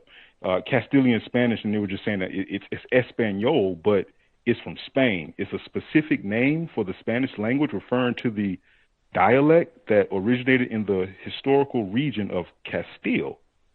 So I learned something. I'll throw that out there. Let's go in the book. I think they had kind of developed a code. Page 11, page 12. Let's see. I wrote it down, just trying to get to it real quick. Yeah, I think there was some type of code that they developed. Here we go. I'll try to get it out really quick, all right? So it says, let me make sure I got the right page. I'm sorry. I took notes, but I actually wrote this page down. Okay. Here we go. Okay, the years of anticipating Joey's capture or death drained the family in different ways. Since there was no communication from her, we were adrift in, continuously swelling tidal waves of official misinformation. There was no direction or clarity of truth. Because my telephone was tapped, conversations with my parents who lived in Wilmington, North Carolina, were limited to health and weather conditions. We had to speak as if the most important facts of our lives did not exist. My sister and I never referred to Joey on the telephone, in our apartments, or on the street. We walked outdoors and small talked until we entered certain spaces that appeared to provide some protection from the surveillance we believed to be omnipresent. I had just one old and trusted friend, Doe, to whom I revealed my terror. like a well-trained long-distance runner whose body had entered the pain zone. Only the discipline of my legal training kept my mind moving. That kind of stood out to me. And I say that because it's like they were under intense like terrorism, and they developed this code through that. I think that was constructive. Let's see, what else did I have? Here we go. They had a little statement, Africans living in America. I do subscribe to the white, non-white, and then specifically black when we're talking about the phrasing. I think this term is a little bit more accurate than African Americans. And I don't really like that term either. That's a personal thing of mine. That we're not going to get on that. But I am saying that when I saw it, I was like, that's an interesting way of phrasing something. Africans living in America compared to African Americans. So I don't know, just keying on detail. Had a few questions. What is the Black Liberation Army? I still don't know. What is a Black nationalist hate group? I'm trying to figure that out. Now, I did see a footnote about the church committee report. Let's see, but then they did break it down in the book a little bit. I hope they go a little bit further into detail later on, but I'll do some more research on that because that was my first time hearing about the church committee report. So yeah, with COINTELPRO. So I definitely want to get into that. So let's see. And you spoke about this soon as the recording ended. Here we go. Page 18. I did not know then that the BLA was absorbing the full attention of the COINTELPRO, and so I could not foresee the danger that was to come. I'll say this. I appreciate her honesty. Sometimes we won't even admit that we don't know, you know? And I think there's power in that. Like just identifying and saying, hey, I don't know, but I'm willing to find out. I'm willing to go research it. I'm really, or even from my experiences, I can, I don't know, maybe change my behavior a bit. So it was a few things in this first chapter and in the intro that stood out to me. So I just wanted to, give some thoughts on that. So that's all I had. Thank you for letting me speak. Much obliged, 8420. Let's see. The AI reader can be slowed down a tick easily, no problem. All the wonderful technology they have. The AI does struggle. We've had a few AI narrators at this point. So if it's non-English or it's an irregular spelling, it doesn't do, it seems like Shakur, it doesn't do so well with the pronunciation there. Either, I think we had that before, any sort of acronyms, SELC, because that was prominent in Maya Angelou's biographies. And so, yeah, you have to get all that right for it to just do the letters and not put all that together so we get blah. Hopefully, we'll be able to tighten all that up as we go. That's why I said at the beginning it was kind of a bear getting all this together today. But yes, hopefully we'll be better as we proceed. And yes, we can slow it down a tick to make it a little easier to read. Let's see. The BLA, Black Liberation Army, that might be one that they may explain as the book continues as to how, maybe we'll wait because they may break it down. What is a nationalist or a black nationalist? Woo, I had such a giggle.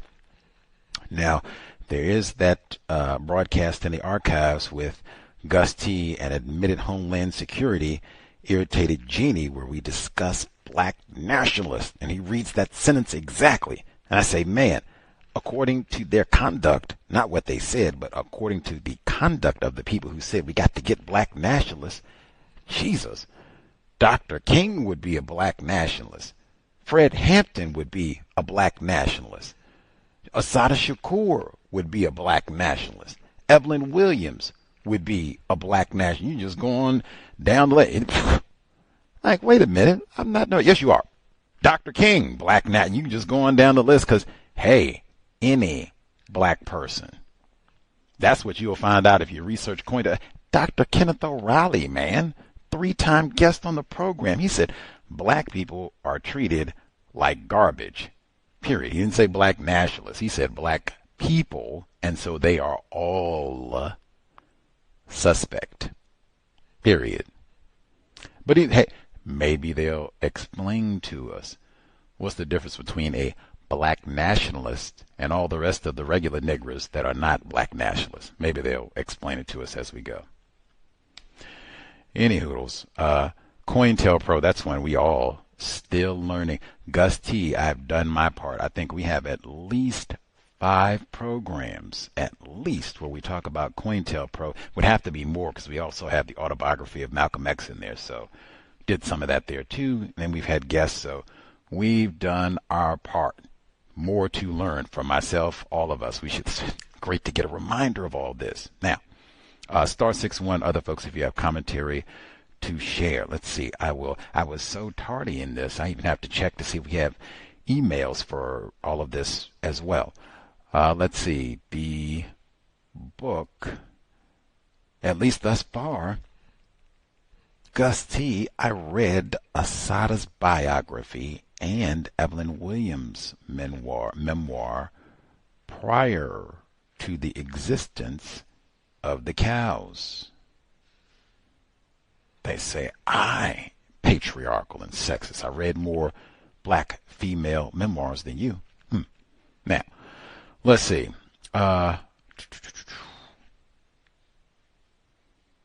She starts off with the dedication, and even from the dedication, she says she's dedicating to her ancestors, African ancestors, grandparents, parents, sisters, nieces, all of whom have waged their own struggles against the multiple facets of racism that continue to structure the world. Whew. Really? Shouldn't that have been enough? You say, wow, we should read this one, Gus T. Like, whew, how many books have we read that start like that? Racism that structures the world, not America, the world. That would have been, and then we get to COINTELPRO in chapter 1. Jesus Christ, what was the problem, Gus? Rough week, man. But I got it. You got it together. Let's see. Forward. Now, we did get from the forward, which is not written by Evelyn Williams, American racism. It's like, come on. It's a global system of white supremacy racism. Let's see. They do highlight that the theft of black land is going to come up in this book. That's one thing. I think Andrew Carl mentions Assata Shakur in his book, The Land Was Ours, talking about white people's refined methods for stealing black waterfront property. I think Assata Shakur and Evelyn Williams, I think their family figures prominently because they have waterfront property in North Carolina. We'll have to see. More details on that to come.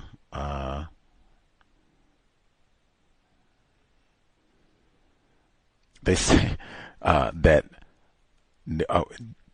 she was born, christened Joanne Chesimard, but she was known to militants by her African name. Like, I do not want to ever be referred to as a militant. Like, oh man, they're about to talk about you the way that they do Assata Shakur in this here text, where you about to be charged any bank robbery, parking ticket, jaywalking, misdemeanor, urinating in public. They about to hang it all on you. Once they're up, we got a militant Negro, we got a black identity extremist. Like, oh man, and you stole food stamps and raped a white woman. Like, what? I did. Militant. Let's see. Wait a minute. This what happened. What we do? We got militants. This what we do. We got militants. We get the Joint Terrorist Task Force, made up of the FBI and local police agencies across the country. that would be under the Department of Homeland Security now. What for the black identity extremists? That's one. Pause. Do you do all that for Reb and Dill when they go shoot up the school? You got a terrorism task force for all these white transgender and white women and white boys and white girls that go shoot up the school? Or just the regular race soldiers? Peyton Gendron, I just said, Dylan Roof, go out. Do you have a task force for all of that? It was white on white crime, Charlie Kirk. You got to Joint Terrorist Task Force on that? But you got one for Militant Leroy. Come on. Let's see. For the first time in its history, the New York City Police Department equipped patrol cars with shotguns. Jesus, I wanted fact checked. Is that true? For the Assata? Wow. Just wow. And again, resources. We can buy up a whole, where your mama live at? We're going to buy up the whole apartment complex. Every police car, they're going to have Glock, rifle, shotgun, all of it. Wow.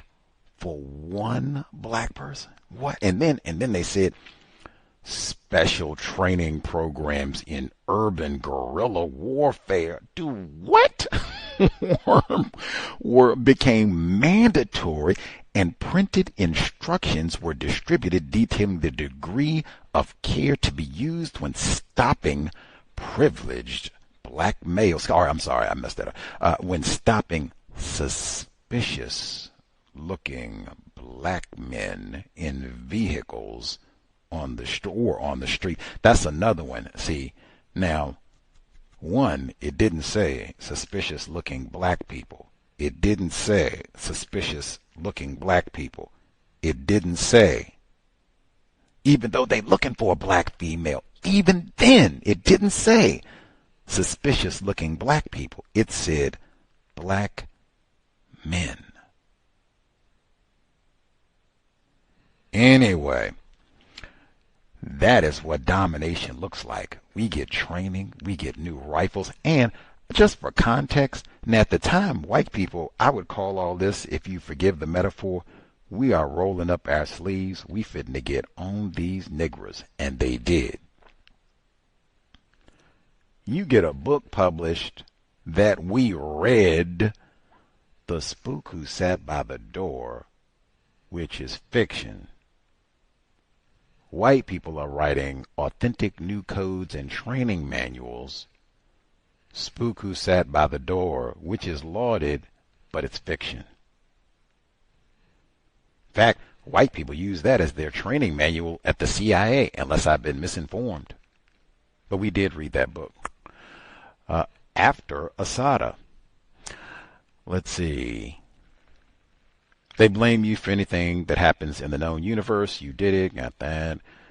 Let's see. There was an important misread when on page 4, so they have this letter get sent to the New York Times, which I think is probably COINTELPRO too, because that was a part of what they said. They lie and just make up stuff and blame it on niggers. Like, what? Well, I guess it could be authentic, but I think this is a part of COINTELPRO too. We lie and just do things and blame it on niggers. So it did not say the armed goons of this racist government will again meet the guns of oppressed. It said sons. Guns of oppressed is how it's written, and then it says guns again. It was read correctly the second time they say guns in this alleged letter. And it's so easy.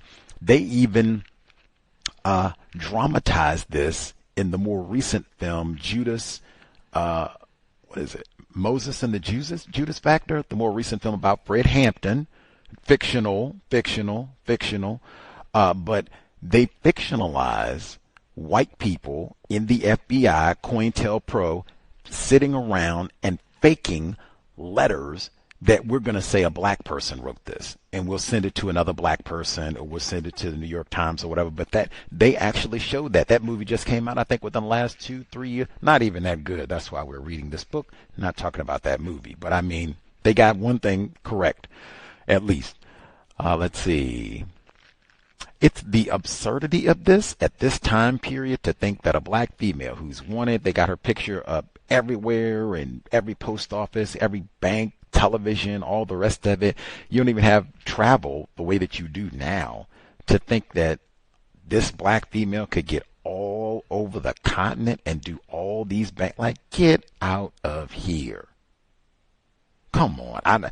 I'm not surprised she had so many family. Like, I can use logic. Like, this doesn't even make sense. You all are egregious liars. Yep.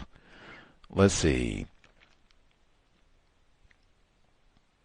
All of this intentionally releasing, like, private information to prejudice the public.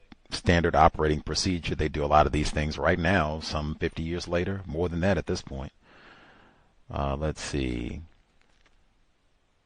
I thought the same thing. In fact, I just talked about racism and health yesterday when they kept the family members, Assata's family members, out when she was being born. I thought the same thing yesterday, and they even talked about that yesterday, maternal mortality, and for her having health vulnerabilities to begin with, and in the system of racism, and she probably didn't have a black doctor, obstetrician, so, you know. Let's see.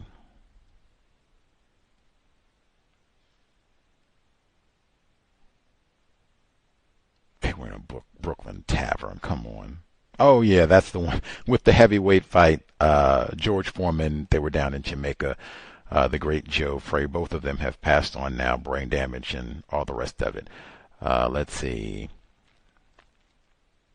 Okay, so they say the family members did not believe these lies that, they're being propagated about Assata Shakur. They're in Wilmington, North Carolina, Wilmington Purge, 1898. I think that might come up in the book. We'll see. A friend of theirs reminded them, Assata's relatives, the nearby presence of the Delta Force, the specifically trained counterintelligence government agency, telling them to warn Joey not to come to North Carolina. Do what? Like, again, this is what domination looks like.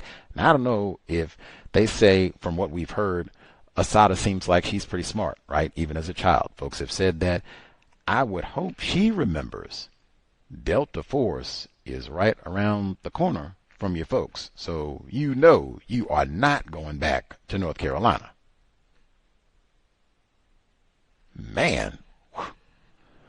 Let's see.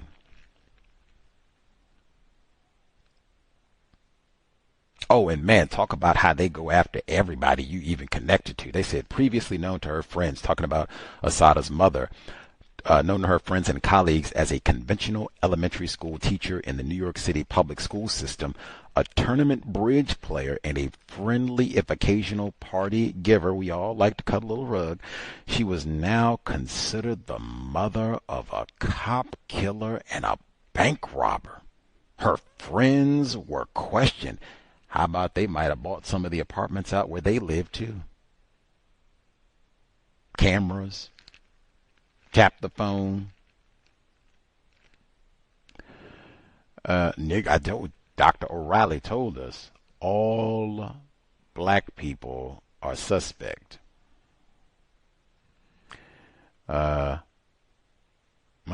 Friends question. I just had to keep reading. Their phones were tapped. Of course. My sister's situation threatened their hard-earned positions, if not their safety. Ain't no such thing as safety in the system of white supremacy. All it takes is reading one good book about COINTELPRO, and you will have that in your brain. Like, oh my Lord. Woo. Ain't no such thing as safety on the plantation. Not at all. Let's see. Oh my Lord, they said she began to have difficulties at school. Her methods were scrutinized. Her daily school plans were questioned and disapproved. After years of teaching, she was subjected to classroom monitoring by either the principal or a supervisor from her Board of Education. Plans were set in motion to fire her. Sounding like federal employees right now. Wow. And I've heard this bunches of times before. Like, they did the exact same thing to Rosa Parks' family, terrorized her mom. That's how they ended up in Michigan. She was down there protesting in Alabama. Montgomery bus boycott. How she end up in Michigan? They your mama ain't gonna get no job in Alabama. Your husband ain't gonna get no job in Alabama. And matter of fact, they did the exact same thing. They would call her phone. You not gonna get up, nigger woman? We'll make you get up, nigger woman. We'll make you get up. They just call all day long. We'll make you get up, nigger woman. You not gonna get up, nigger woman? You wanna have a protest, nigger woman? And they moved to Michigan. Ain't no safety system of white supremacy. They probably docked you too. And they said the same thing. They just go down. You got a loan on your house. Oh, we got to call in and you got to pay that loan back in 7 days or we're going to take your house back. That sort of thing. Widespread. You think you're going to have financial security? No way. No way. Dr. Kenneth O'Reilly talks about that in great detail in Racial Matters, the FBI's secret file on Black America from 1960 to 1973. He might be one of the few people, he was on a short list of people we had on multiple times to talk about the same book. Let's see. Apartment surrounded, apartment broken into, but nothing has been stolen. All they do is, in fact, what's so gangster, all they do is leave the residue so that you can see we dusted for fingerprints. We don't even bother to take the dust down. Now, today, and probably even then, yikes. So if you get some fingerprints, can you put those fingerprints, say, at a bank? Eep. Whew. And now who I'm going to tell? Well, they broke in the house and they fingerprinted and put the...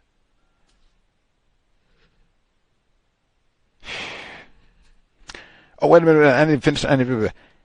After that, asthmatic attacks and allergic reactions to substances that her doctor could not pinpoint constantly afflicted her. What? They don't even have iPhones. She said, suspiciously, after all this, asthma attacks and allergic reactions? They sprinkle a little Agent Orange in the house too. Now, I will say, Dr. Huey P. Newton, they did say that they were giving them substances. Oh, I even forgot. John Potash, he talked about all sorts of chemical substances being used. Paul Robeson, slip something in your drink, do this, and then, oh my God, I got a headache and I can't think straight. And oh my goodness, like particularly during this time period. Whew. And she's not even the target.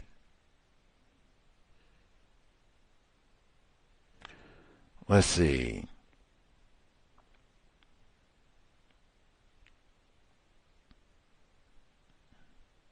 System. I appreciate her meticulousness. She says she's going to get every newspaper. She's transcribing the radio reports and listening for inconsistencies so she can see where they're lying. Hey, I'm an attorney. Let's see.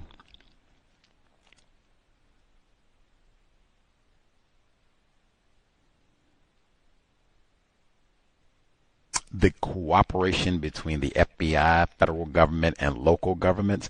Dr. Kenneth O'Reilly talks about that. He keeps emphasizing in his book the word system. This was not one individual racist. This was not even just J. Edgar Hoover. This was an entire network of racists who coordinated top to bottom. We will dominate and destroy these so-called militant niggers, period. Negroes, period. In fact, these names, like we've done programs on so much of this content, even in fact, the Republic of New Africa, that's in Mississippi. They ran a tank. That's in Jackson, Mississippi. They ran a tank over them niggers twice. Took pictures. And now you ain't got no water, but they ran a tank over them niggers twice. Took pictures. Let's see. I reckon that's my notes for first chapter. I did get Black Nationalist as well. Yeah, man, whew. If you have not read lots of books, like black people should have lots of books, like way before we get to the fiction section, you should have lots of books on COINTELPRO, like lots of them. And not just to babysit, like to read and highlight. Wow. And then you turn and look back, black identity extremists. Wow. And then, in fact, you'll think next time, don't be calling me no militant. Wait a minute now.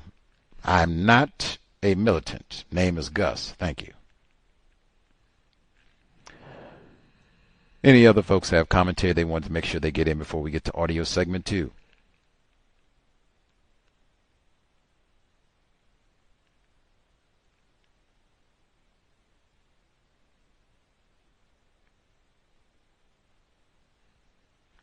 We'll assume folks are good.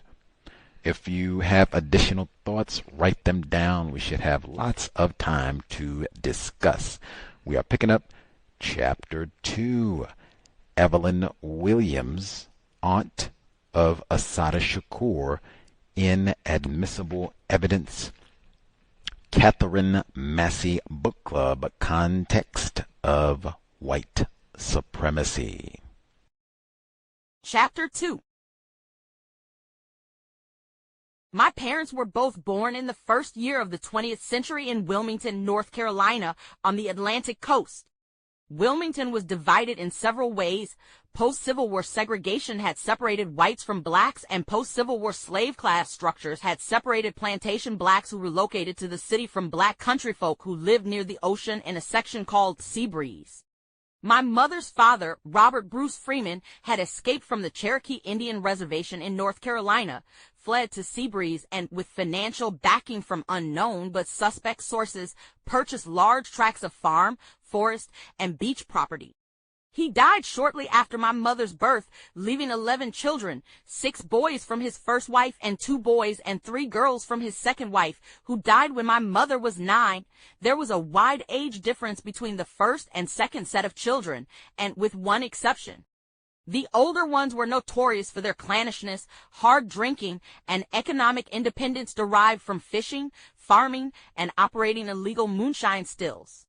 All the children had inherited large homestead tracts on which they lived, reciprocating the disdain in which they were held by blacks in the city. The exception was my mother's second oldest half-brother. He had moved to Philadelphia, finished college, and was teaching school there when my mother's mother died. He brought my mother to live with his very proper wife and their 3 children. 9 years later, when my mother returned to Sea Breeze after completing high school, she found herself removed from the other Freemans by more than absence.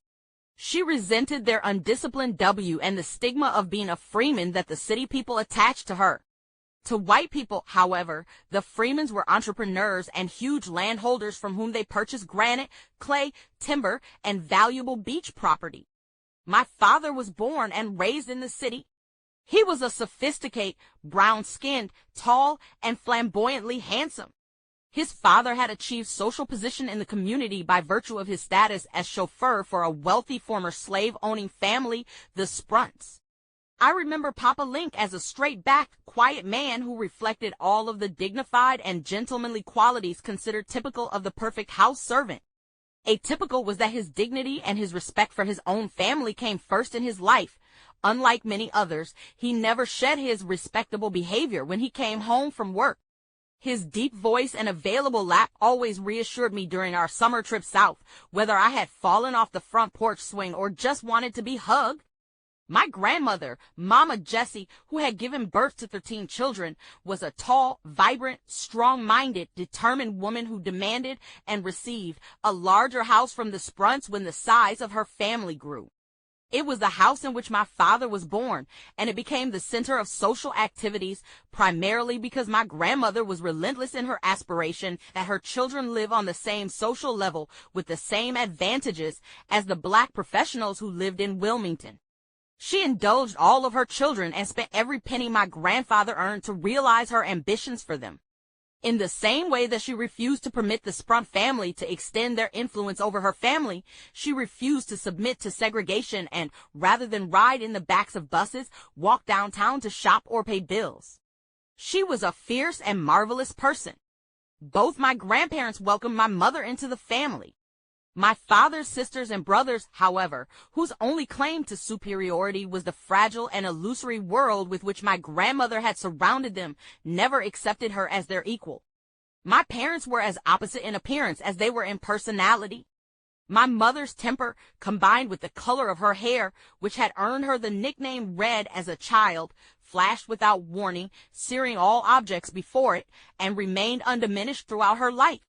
My older sister, Doris, and I always heard her voice raised in loud disagreement with my father whenever family matters were discussed, and we assumed she made the decisions that resulted. My father never raised his voice, and we never heard his quiet commands to her. But his dominance over my mother was as complete as it was subtle. It was his decision to move to New York after the birth of my sister, when both my parents were 20 years old. It was his decision to give me violin lessons when I was 4, and it was his decision to redirect our religious training away from my mother's Baptist upbringing to Catholicism, his mother's religion. Like Europeans flooding New York City in search of a better life, my parents fled from the escalating atrocities of the Ku Klux Klan, from legalized racial segregation, and from the limitations imposed by both job discrimination and the types of jobs available to black people in the South. They immigrated north to life, to refuge, and to potential employment opportunities. They were extravagantly adventurous, never doubting that my mother's high school education and my father's 2 years of college would generate the security that steady wages would provide. And for a time, the expectations were borne out. While my mother stayed home to care for my sister in a furnished room in Brooklyn, my father searched for a job. He had learned to drive at the age of 12 along untraveled dirt-back roads, as was true of many Southern children, and it was his driving ability that enabled him to get hired as a truck driver again and again after being repeatedly fired. Usually after only one day's mistakes because he was unfamiliar with New York City streets. Undaunted, he kept trying. But the country was in a post-World War boom, and by the time I was born, 2 years after their move, he had obtained a permanent job as a truck driver and automobile mechanic, among the few occupations still available to blacks in the North. He worked the 2 jobs and attended a school for dental technicians between shifts, never relinquishing his dream of owning his own business. When I was 4, my mother received a small inheritance from her father's estate, and my parents bought a 1-family house in Merrick Park, Queens, an island separated from South Jamaica's black lower class by Merrick Road and isolated from white middle class St. Albans geographically by a large park and economically by redlining. 2 years later, when the stock market crashed, my father, along with millions of the working class, became instantly unemployed. I was 6 then, but I vividly remember the changes in our lives. My father could find work for only 1 day at a time, with no promise that he would be rehired for a second day. Widespread joblessness spawned riots by white people competing for the same jobs and widened the gap between opportunities available to white and black laborers. Small needs required major decisions. Was money to be spent looking for a job in the city or on repairing the soles of my father's shoes so that he could walk the long distances between prospective employers once he arrived there? He had completed the course in dental technology and had built a small laboratory in the basement of our house in the hope that establishing his own business would solve our economic crisis. But neither white nor black dentists would give him an opportunity to prove his skills, even when he offered to make initial dentures free of charge. My mother found work in a dress factory. She battled to specialize in hemming-only men's pants because that work paid the most per piece. At a time when there were few black factory workers in the garment industry and when the International Ladies Garment Workers Union had yet to organize blacks, she was hired because she was believed to be other than black. She ate half-hour lunches brought from home, worked in windowless rooms crammed with hot, sweaty workers toiling over aisle-to-aisle machines roaring at a frantic pace, and then returned home to fix dinner for two small, noisy children and a still hopeful but intermittently employed husband. And always my parents feared the imminent loss of their house. When a mortgage payment was overdue, they were assailed by bill collectors who came to the house and veiled from the street to hurriedly lock doors and bolted windows. He'll pay your bill. Over and over. And over again. My parents survived the Depression years by taking in rumors and by not allowing their love for each other to degenerate into blame over circumstances for which they bore no responsibility.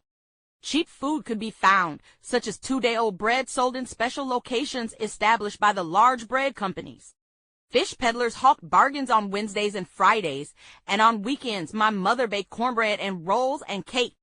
There were outlets where sample shoes, not in every size or width, could be purchased at less than half price, and my mother made all our clothes, including winter coats. We saved on electricity, and we saved on coal.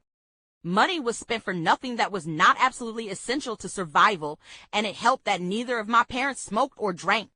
Somehow they managed to maintain all the outward appearances of economic stability.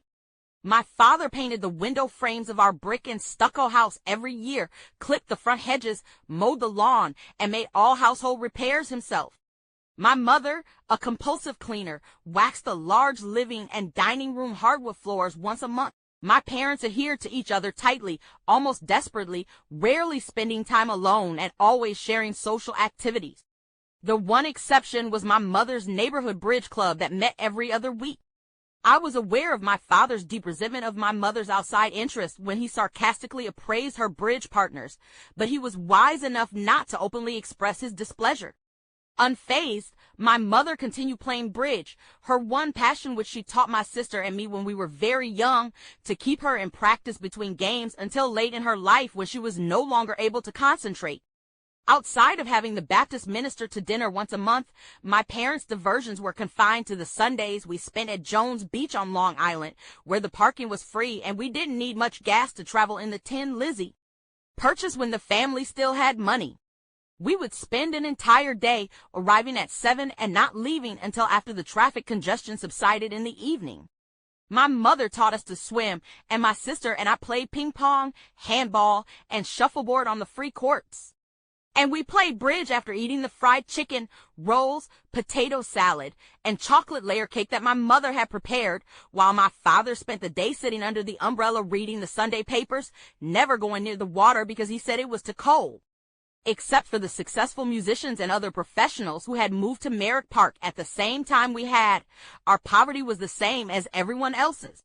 All the children played together, and differences in economic status were never meant tying. I later married the son of Clarence Williams, the musician and composer who wrote Royal Garden Blues and Baby, Won't You Please Come Home, who owned a record company with offices in the Brill Building on Broadway and whose wife, Ava Taylor, was a successful radio singer. Rich and famous in those days, they had a chauffeur, hunted wild ducks with Dalmatians, sent their 3 children to private schools, and vacationed in Hot Springs, Arkansas, every winter. But their affluence, surpassing that of Steedy Alban's middle-class whites, did not unlock the invisible doors that the white society shut in their faces.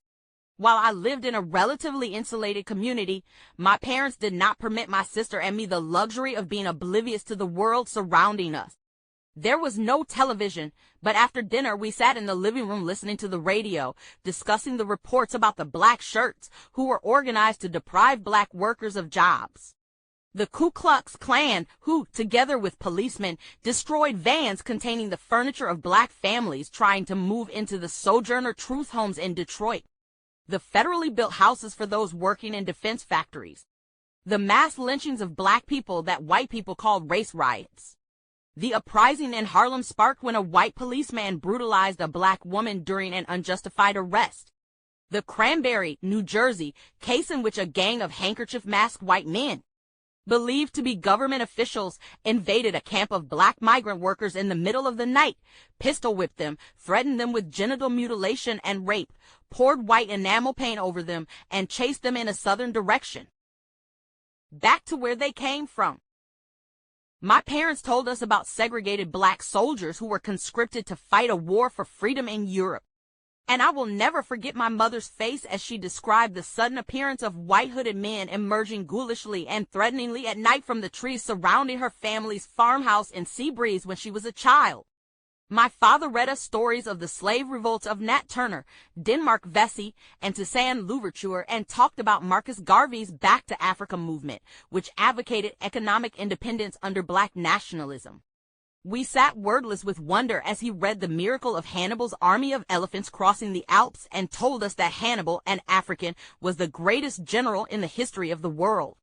My parents provided my sister and me with a formula for survival with dignity. They taught us from the earliest age never to lower our eyes when we spoke to white people.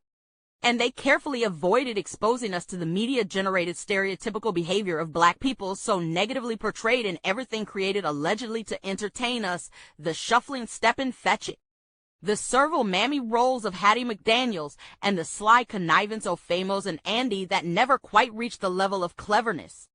Every Christmas, my father scoured the city to find black dolls to put under the tree.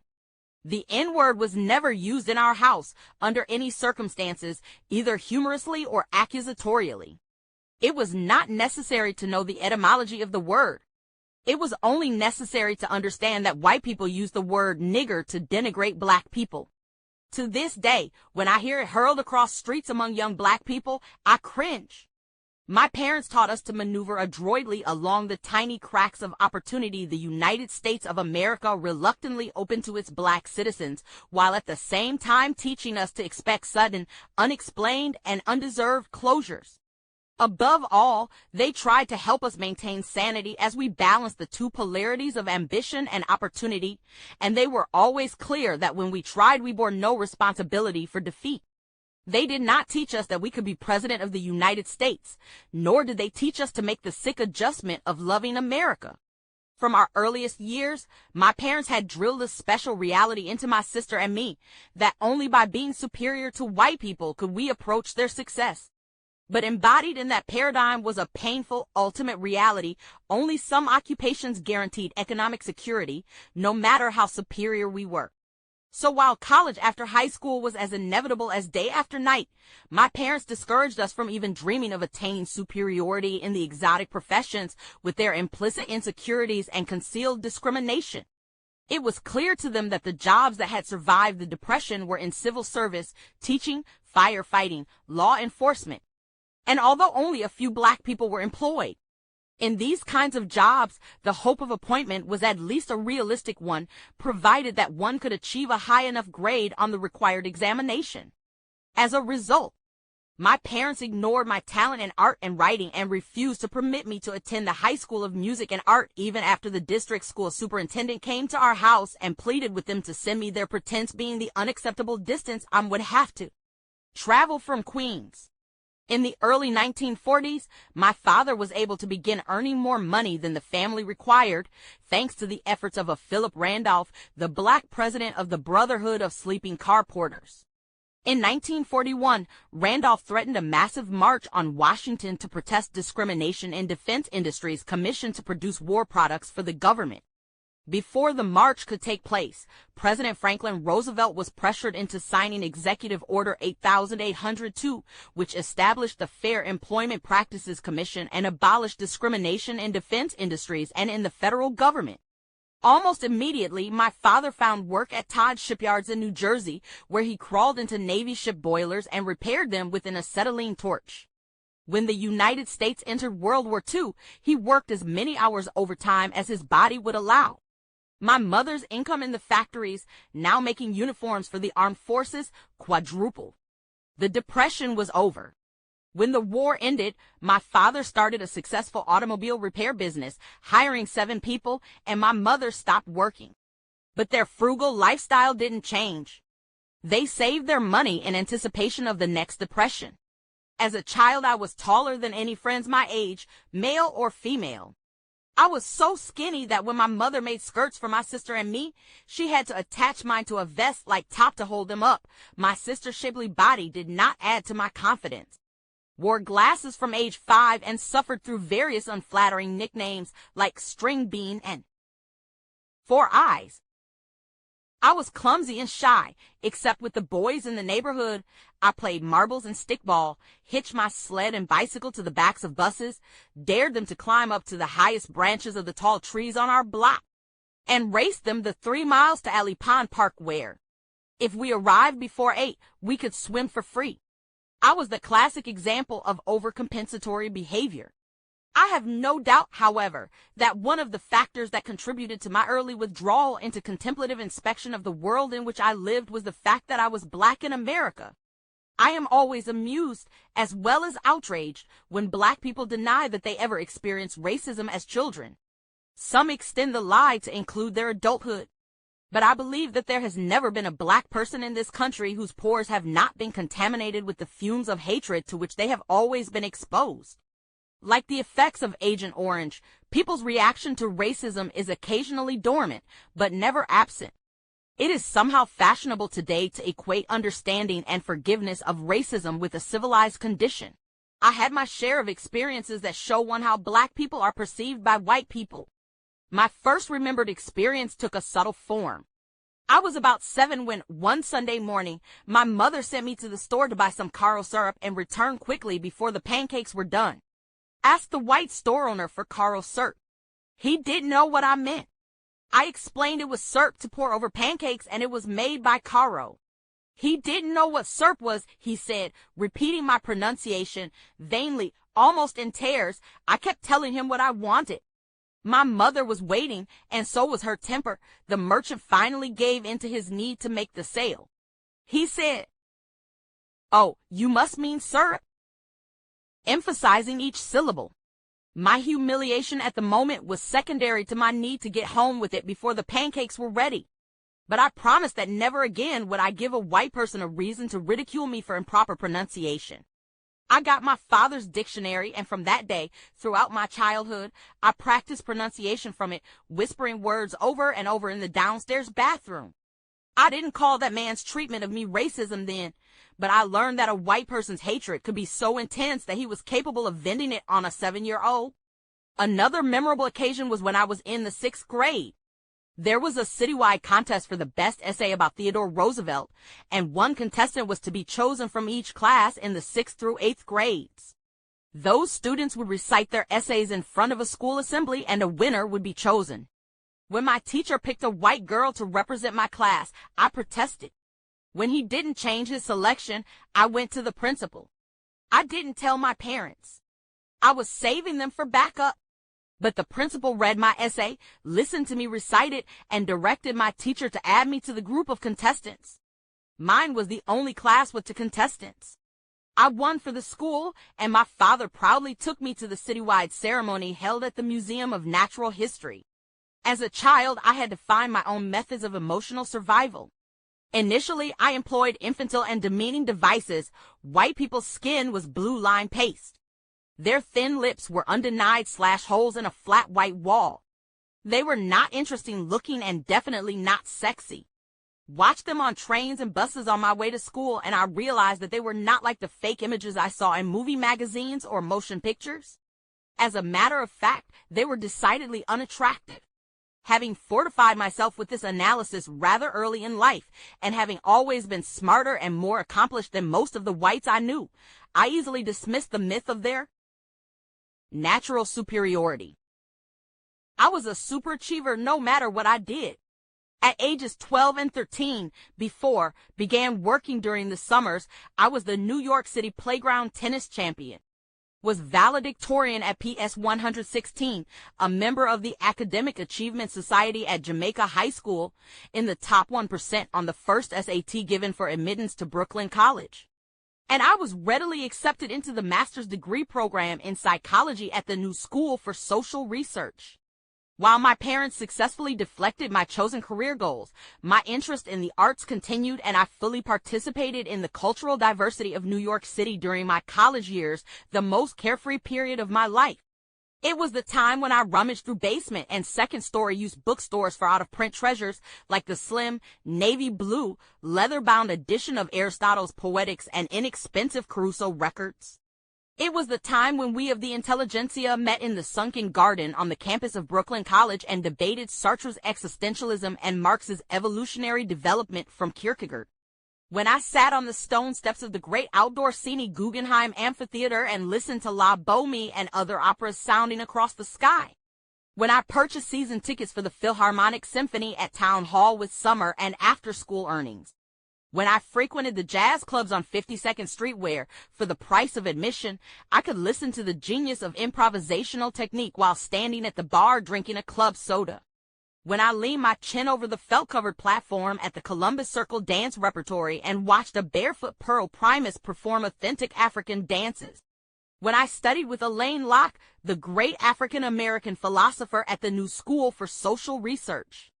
When attended every Wednesday amateur night at the Apollo Theater in Harlem and was there the night Sass, Sarah Vaughan won the contest with her rendition of Body and Soul, and I am proud to say she later became my friend, along with another classic jazz artist, Carmen McRae. When I regularly walked through the city's many museums and spent Saturday mornings in 57th Street art galleries that previewed new avant-garde work. When I spent Saturday nights dancing at the Savoy Ballroom and Sunday afternoons watching the Harlem Globetrotters at the Renaissance Ballroom in Harlem. When I sat on bare wooden floors in student artist Greenwich Village apartments when rent was cheap and it really was a haven for struggling artists, and I listened to Schomburg's classical innovations as we solemnly read each other our latest poetic creations. When my favorite quiet time was spent in the reading room of the 42nd Street Library, where I wrote my first novel at 20 and dreamed of being both a writer and a painter. When I lived an exciting, experientially eclectic existence that would never be repeated. Okay, so it'll be just like when the first audio segment ended, she was talking about how she didn't really understand that the Black Liberation Army, they were going to get a lot of attention from the white people, racists, on the COINTELPRO operation. She didn't understand that at that time.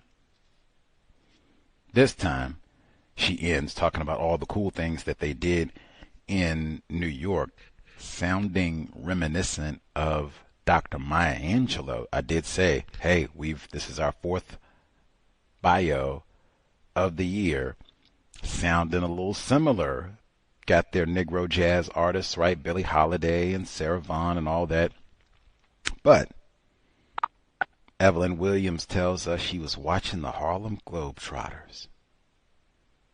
Bill Russell said, Gus T, you read my memoir as well. You remember what I told you about the Harlem Globetrotters? Oh, yeah, Brother Bill. Yes, sir. We didn't forget Seattle, man.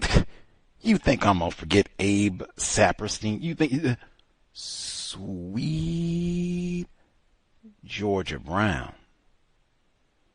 Remember how Abe Saperstein, that's the white man who owns the Harlem Globetrotter Negras, played the ball game, said he went to get Bill Russell, said, you like white pornography? Get all you want. Come play for the Globetrotters too. Do what? Do what? We read that, Katherine Massey Book Club. We read that. See, sometimes we do break the rule to read a book, even though the author just passed, and that was once. So apparently we got 2 times. Black people not really graphic. Like, is this a minstrel show? We ain't even got to a white man owning a team of Negras. Sweet Georgia Brown, the theme song for the Harlem Globetrotters, about a black whore.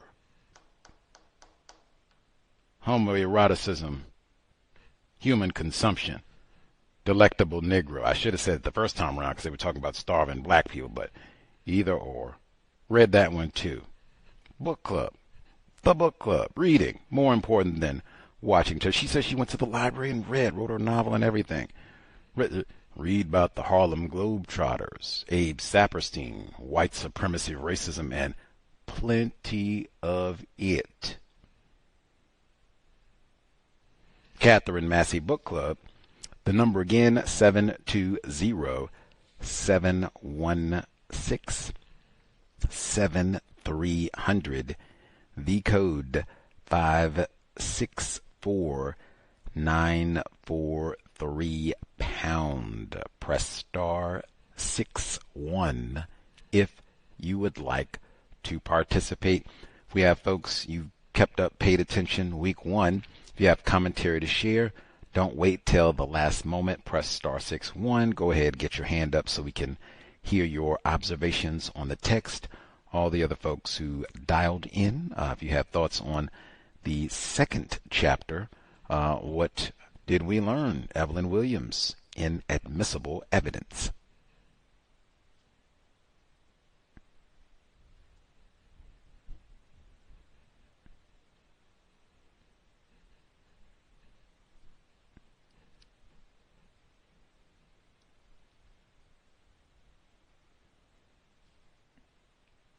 Greetings, Gus. Yes, sir. Okay. Want to start off, give a shout out to Mama Jessie, grandmother. I like her mindset. The way, I'm trying to find the page. I was trying to get my notes together real quick. But yeah, I was trying to find the page. Okay, I have it. Yeah, so when in the beginning on page 20, when she was actually describing her grandmother, she described her parents as well. So kudos for that.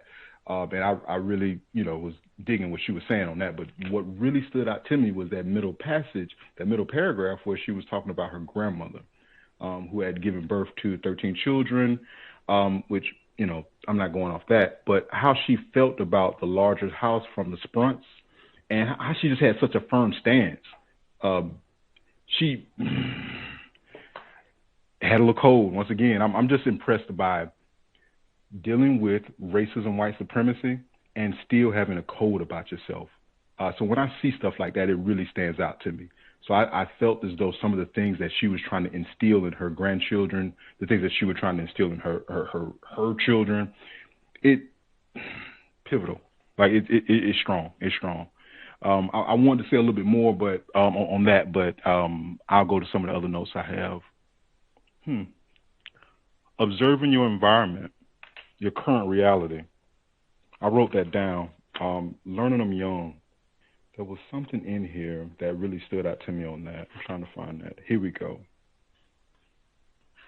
I'm sorry about that. While I lived in a relatively insulated community, my parents did not permit my sister and me the luxury of being oblivious to the world surrounding us. There was no television. But after dinner, we sat in the living room listening to the radio, discussing the reports about the black shirts who were organized to deprive black workers of jobs. The Ku Klux Klan, who together with policemen destroyed vans containing the furniture of black families trying to move into the Sojourner Truth homes in Detroit. So, we say it all the time. Reading, more important than watching television. It's a saying, but I mean, it's very powerful. And I don't know, just to see that in the book, and this was so long ago, you're teaching your children that. I think it would be very hard, sometime to do that with the children that we have in today's generation. So I don't know. It's just certain things that really are standing out to where it's like, man, they're really instilling some key values in their children and in their grandchildren, just very young. And I have a saying, it's not my saying, but it's something I say often. Learn them young. Learn them young, foundational. So observing your environment, understanding your current reality, that's powerful. I think that's some of the first steps in identifying the problem, then solve. We can identify. Now we can take some steps to solving the problem. So, man, that was major. Another thing, so I didn't even have time to look this word up. I was going to get to it, but overcompensatory, that stood out to me. And for a few things, I have to admit this, I've been listening to the Cows for quite some time, but I really didn't even understand what the word compensatory meant until I started listening to this broadcast.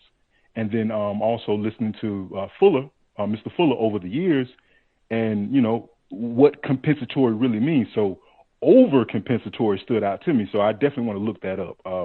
Maybe somebody else can look it up, you know, while we're talking and stuff like that. Let's see what else I saw. So when she was talking about the jazz singers, I definitely heard of Sarah Vaughan, and I've heard of her music. I think that's a cowbell. I don't want to put that on it if there's not, but I think that is a cowbell when we talk about Sarah Vaughan. And then she spoke about, is it Carmen McRae? I've never heard of her, so I had to look her up. And she was married to a black man. I'm going to listen to her music. I like Sarah Vaughan as her voice, but I never heard of, is it Carmen McRae? So I'm going to have to look that up. Her first husband, I think, is a white man, Ike Isaac, which might be another cowbell. I know she said that they were all friends, so she would probably, you know, say that better than I could. But those are just some of the things that stood out to me. I did more highlights and stuff, but like I say, I just wasn't really prepared to do the commentary right now. So I'm going to try to get my thoughts together, and if there's time at the end, I'll come back. But I just wanted to get that in. Thanks, sir. Much obliged, good sir.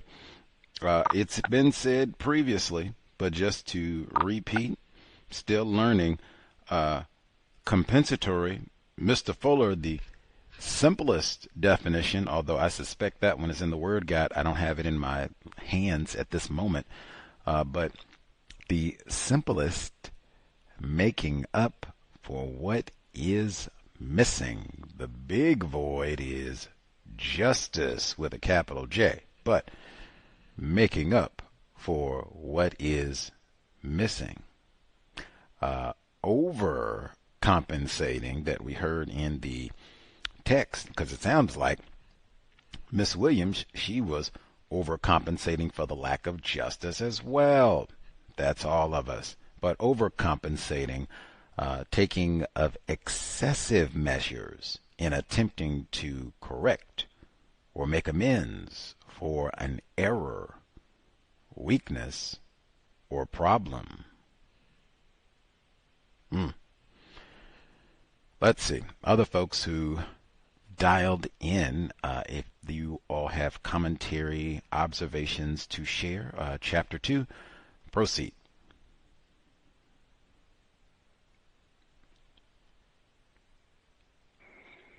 May I be heard? Lauren, yes, ma'am. Yes, sir. Evening again, everyone. Gus, I would like to say I think the audio is a bit too fast for me. I'm having a hard time keeping up and doing my notes. So it wasn't just the other caller, me too. But as for this section, some of my notes, when she was talking about her mom's family, the ones in North Carolina, she said, to white people, however, the Freemans were entrepreneurs and huge landowners from whom they purchased granite, clay, timber, and valuable beach property. Now, I wondered if that was true. I'm not saying they didn't sell granite or clay or timber or whatever. I'm wondering if the white people actually thought of them as entrepreneurs and not just niggers. Like, I don't know if that's weird, but that's what I thought when I heard that part. I appreciated the descriptions of her parents and her grandparents, but when she said that part, when she said my grandmother, Mama Jessie, who had given birth to 13 children, was a tall, vibrant, strong-minded, determined woman who demanded and received a larger house from the Sprunts when the size of her family grew. I question, a lot of times I question that term demand or demanded when it's describing a non-white person requesting something from a white person. Because, I don't know, when you make a demand, it's like, hey, if you don't do what I'm saying, it's going to be some consequences. And I just rarely can I think of a situation where, like in this situation, like if the white person wouldn't have said, yeah, you can have a bigger house, what were they going to do? I don't know. I can't think of anything. Maybe they had a shotgun, or maybe they were going to burn down the house. Who knows? But that's not what I thought. I thought request would have been a more accurate term, but that is super common to use that term. She also said, in the same way that she refused to permit the Sprunt family, that's the white people, to extend their influence over her family, she refused to submit to segregation and rather than ride in the backs of buses, walk downtown to shop or pay bills. Now, I think the refusing to ride in the back of the bus, Black self-respect. But the idea that the white people, the Sprunt family, did not extend influence over her family, that seems basically impossible. Like, that didn't make sense to me. Let me see.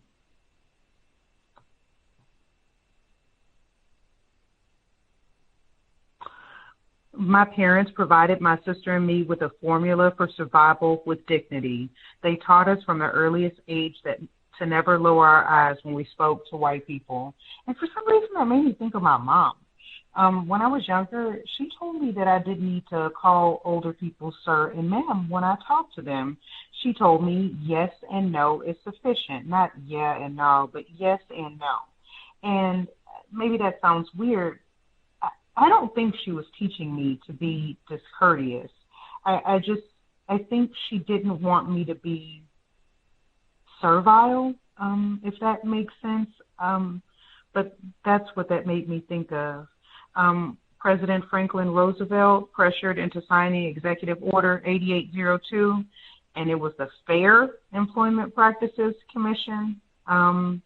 When she related the story when she was 7 years old and she goes to the store to get the syrup, it's like, I was going to say that was really mean what that white man did to her, but that wasn't mean. That was racist. And it's one of those racist scenarios, situations, memories that really affects a person for the rest of her life. I mean, you could tell it did because she still remembered. When she was talking about going to Brooklyn College and being accepted into the master's degree program for psychology, and she also talked about debating with people or discussing existentialism and Marx's evolutionary development. That made me think of Dr. Welsing. And that's all I have. Oh, for this section, I did have something else, though. After session one, the movie you were trying to think of, I think it was Judas and the Black Messiah. And yeah, that's it. Thanks for allowing me to speak.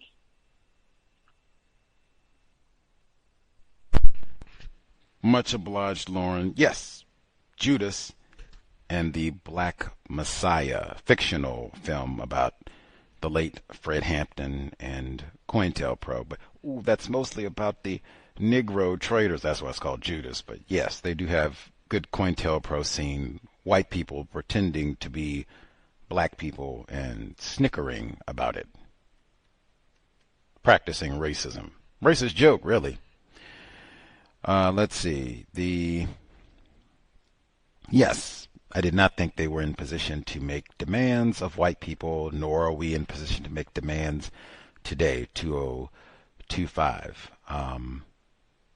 I, too, appreciated hearing about Mama Jess, the rest of the whole family, to kind of put this in, put Assata and Miss Williams into context. But when she said Mama Jess, that she wouldn't, ride the bus, I agree. That's, black self-respect.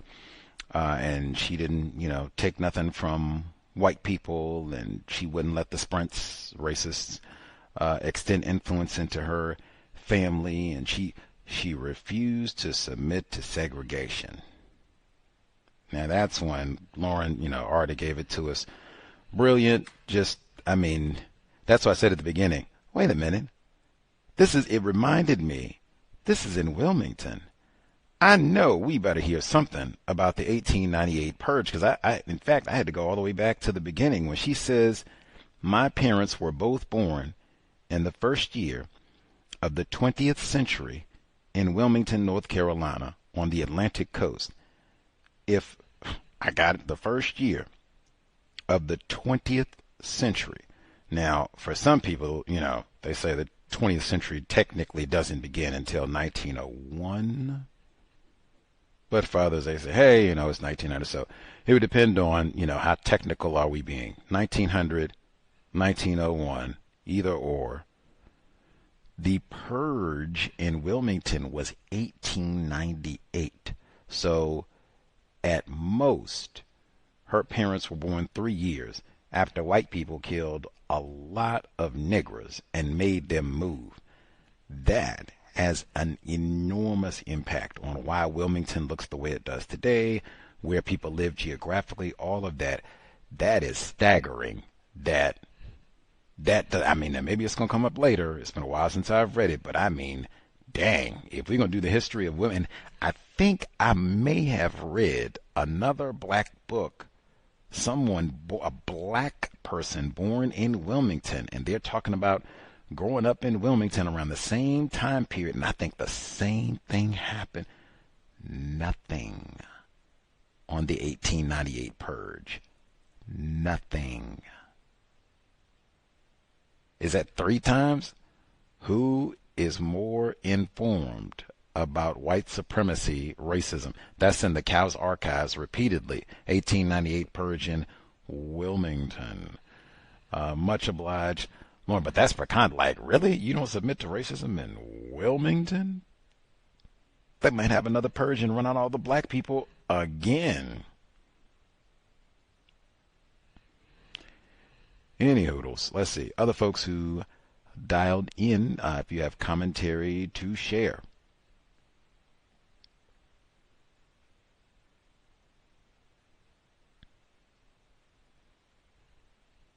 Might be good for the moment. We'll double check. I'll get some of my notes in, make sure we don't have any stragglers. Let's see. So for chapter 2, that's my big one there. Like Wilmington, North Carolina, 1898 purge, massively important event. They have whole books about that and reparations about that and markers about that in the town and documentary films about that. Like massively important event. Let's see. She said all the children had inherited large homestead tracts on which they lived, reciprocating the disdain in which they were held by blacks in the city. Like, what? Anti-blackness? They mad because y'all got property or what have you? Non-white people being in conflict with other victims of racism? Long pattern. Let's see. Worthy of great pity.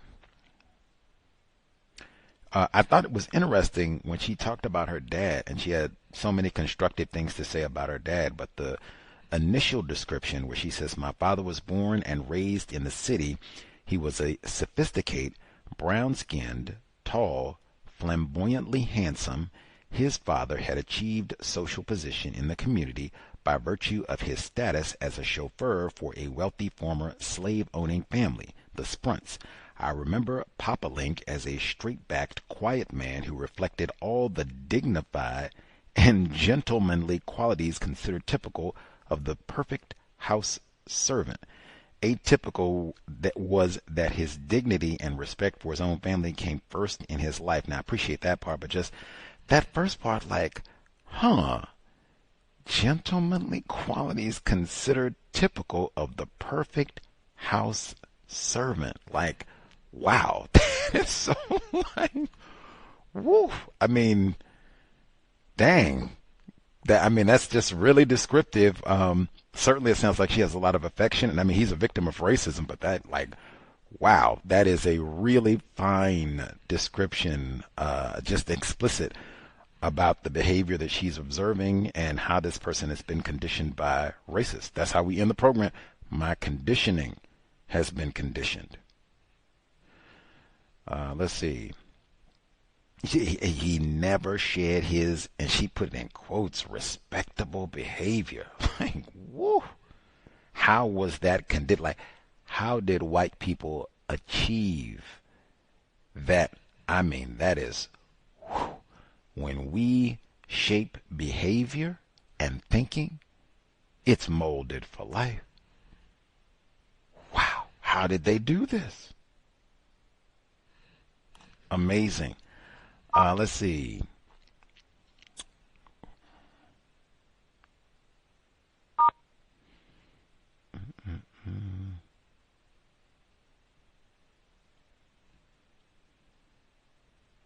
She says,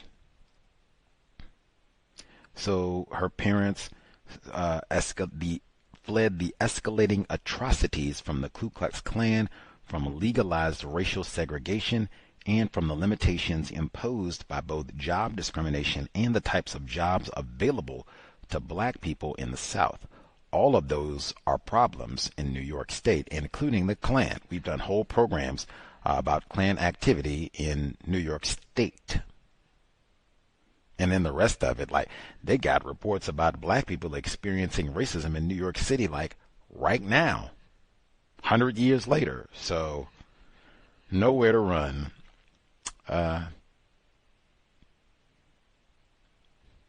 gets a job learning how to drive, but he gets fired all the time. She says her mom received a small inheritance from her father's estate, and they bought a house in Queens, and they were separated from South Jamaica's black lower class by Merrick Road and isolated from white middle class St. Albans geographically by a large park and economically by redlining.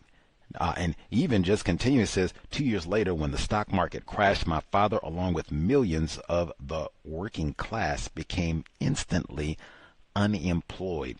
All of those terms are in the word guide: middle class and upper class and lower class, all of that. Mr. Fuller said, do not use. Warning, warning. What do you even talk? If you are on the plantation, you are on the plantation. That's your class. It's not. And all you have to do is keep reading, because now we are separated from the so-called lower class black people. Oh, the stock market class. Oh, now we back with the lower class people. Come on. That's Fuller says, the ghetto, that is wherever you are, and you, the people classified as black victims of racism, you is the ghetto. It's not no geographic area. You can be, hey, you seen that shutdown, you can be fired in 5 minutes. So your job certainly does not make you no special Negro, or now I'm upper class, whatever. Wait till Trump get through with you and see if you feel upper class then. Upper middle class, come on. Let's see.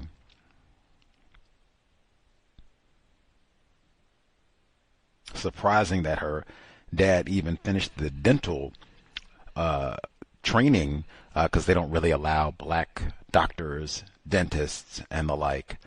Let's see. And neither white nor black dentists would give him an opportunity to prove his skills. That might be the same today, 2025. Let's see. And we've seen this dynamic before. Privileged black male cannot get a job. My mother found work in a dress factory. She battled to specialize in hemming only men's pants because that work paid the most per piece. That would be white men's pants, presumably, at a time when there were few black factory workers in the garment industry, and when the International Ladies Garment Workers Union had yet to organize blacks. No, they were practicing racism. It wasn't, oh, we got that on the hopper. We got that on the back burner. We got y'all coming up next week. No, we're practicing racism. We don't mess with no nigger, organized nigger. What are you talking about? We don't even want the few of you all that are here. Let's see. And in fact, just keep reading. She was hired because she was believed to be other than black. Black get back. That's what I mean. They ain't got it on the back burner. We don't hire no niggers and work with no niggers and organized niggers. Let's see. And so she has a job, even though white women certainly are not her feminist allies. And all of this, she works real hard, 30-minute lunch break, practice racism, they underpay her, and then she comes home to fix dinner for these two black female string bean come home to fix dinner, string bean and her sister, and then a still hopeful but intermittently employed husband. Is this the era of black male privilege or no?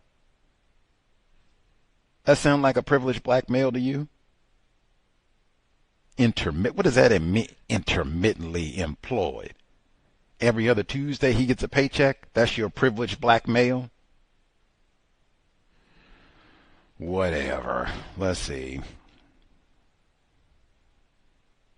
And wait a minute, we got more privilege. Wait a minute. They said about the shoes. I had to highlight that one too. We already heard about the black shirts to keep black workers out of jobs. Let's see. Oh, the words. I think Lauren pointed said they had mass lynchings of black people that white people called race riots. One of those, ironically, would be the Wilmington Purge, 1898. But they're bunches and bunches and bunches. Oh my God. Man, everybody has a homework assignment right now. What event is this? She said New Jersey, the Cranberry, New Jersey case. So we got an exact city. She's a lawyer. I don't think she would just make up nothing out of whole cloth. Cranberry, New Jersey case in which a gang of handkerchief masked white men believed to be government officials invaded a camp of black migrant workers in the middle of the night, pistol whipped them, threatened them with genital mutilation and rape, poured white enamel paint over them, and chased them in a southern direction. What event is this? 2 times? Can I say it? Delectable Negro, human consumption and homoeroticism in U.S. slave culture. Is this black male privilege? You gonna get sodomized, castrated, and they dump white paint. They don't tar and feather you. They dump white paint on you and kick you out of town? What? What are they doing in Cranberry, New Jersey? Is that a sundown town, incidentally? Kind of like, what? What? Who is going to read Harry Potter? I'm not ever going to the... I'm not reading no fiction until I find out what happened in Cranberry, New Jersey. There should be a whole book just about... What? You gonna leave town or we gonna rape you? What? What?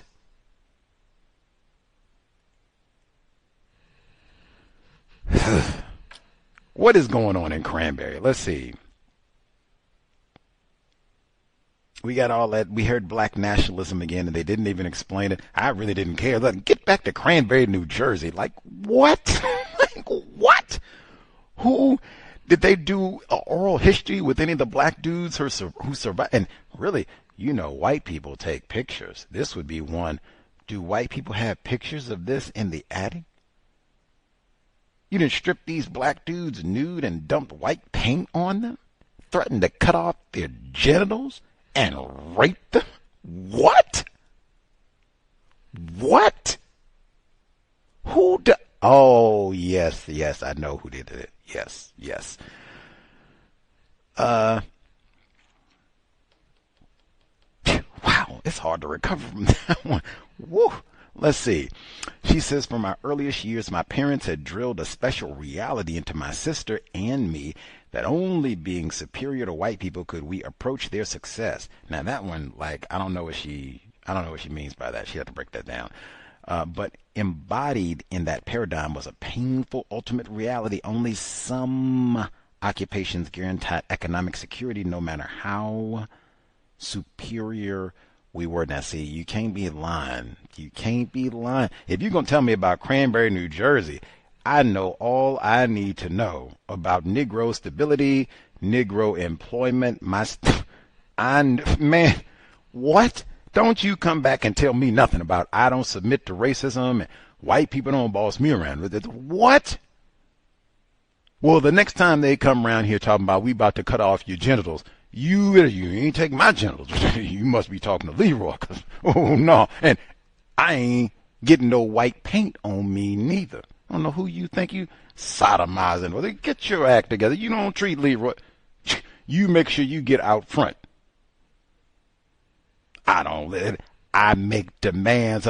I demand that you leave my genitals unharmed. How about that? Can we enforce that? For Abner Louima, I demand with all the Negro privilege in the world, you do not stick your plunger in my rectum. Didn't that happen in New York? I'm being an ignorant black male. Did that happen in New York? I think that happened in New York at the end of the 20th century. So we begin in New Jersey, tri-state area. We begin. You're going to leave, Leroy. We're going to rape you. I'm going to keep your testicles. We're going to throw white paint on. What's that about, too? We're going to put white paint on you. What is that? They take a Sunday and they're going to put white paint on me. And then we get to the end of the century, and the culture has moved so much. Abner Louima, Justin, I'm going to stick a plunger in your rectum and brag about. Remember, Dr. Curry told us he took the plunger and ran around the police station, brag like it was a trophy, like it was a giraffe bone. Delectable Negro, human consumption, homoeroticism, and U.S. slave culture.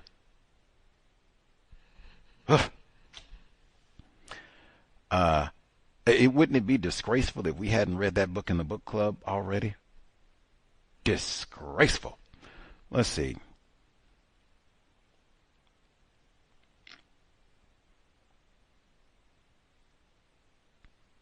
Their frugal lifestyle didn't change after the Depression.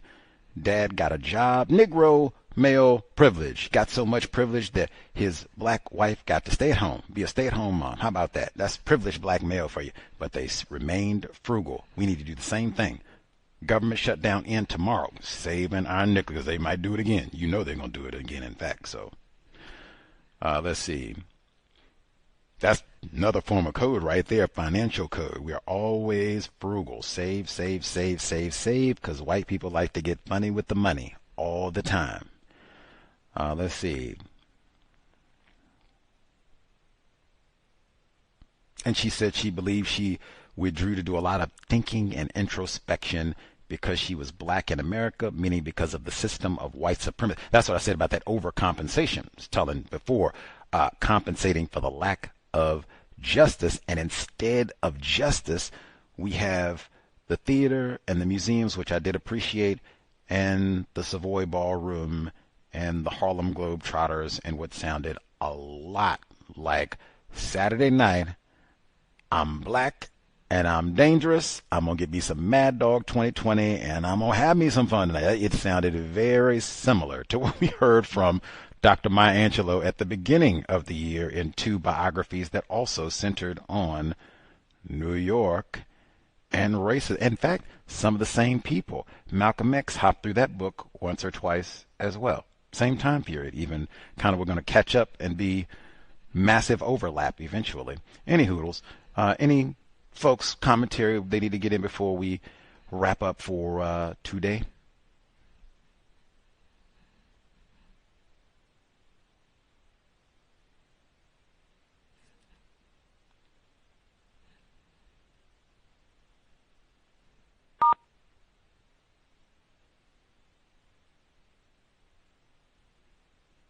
See, everyone good? Everyone good? May I be heard? Yes, sir. Okay. Yeah, I was having some issues with the phone line. Got my glasses on right now. I know we're at the end of the show, so I'll be very brief. You definitely touched on Dad. I was going to talk about the frugalness. Like you said, that is a code for sure. We never, nest away. I get it. I'll be brief. Here we go. I am always amused as well as outraged when Black people deny that they never experienced racism as children. Some extended the lie to include their adulthood. I'll skip a few lines. It is somehow fashionable today to equate understanding and forgiveness of racism with a civilized condition.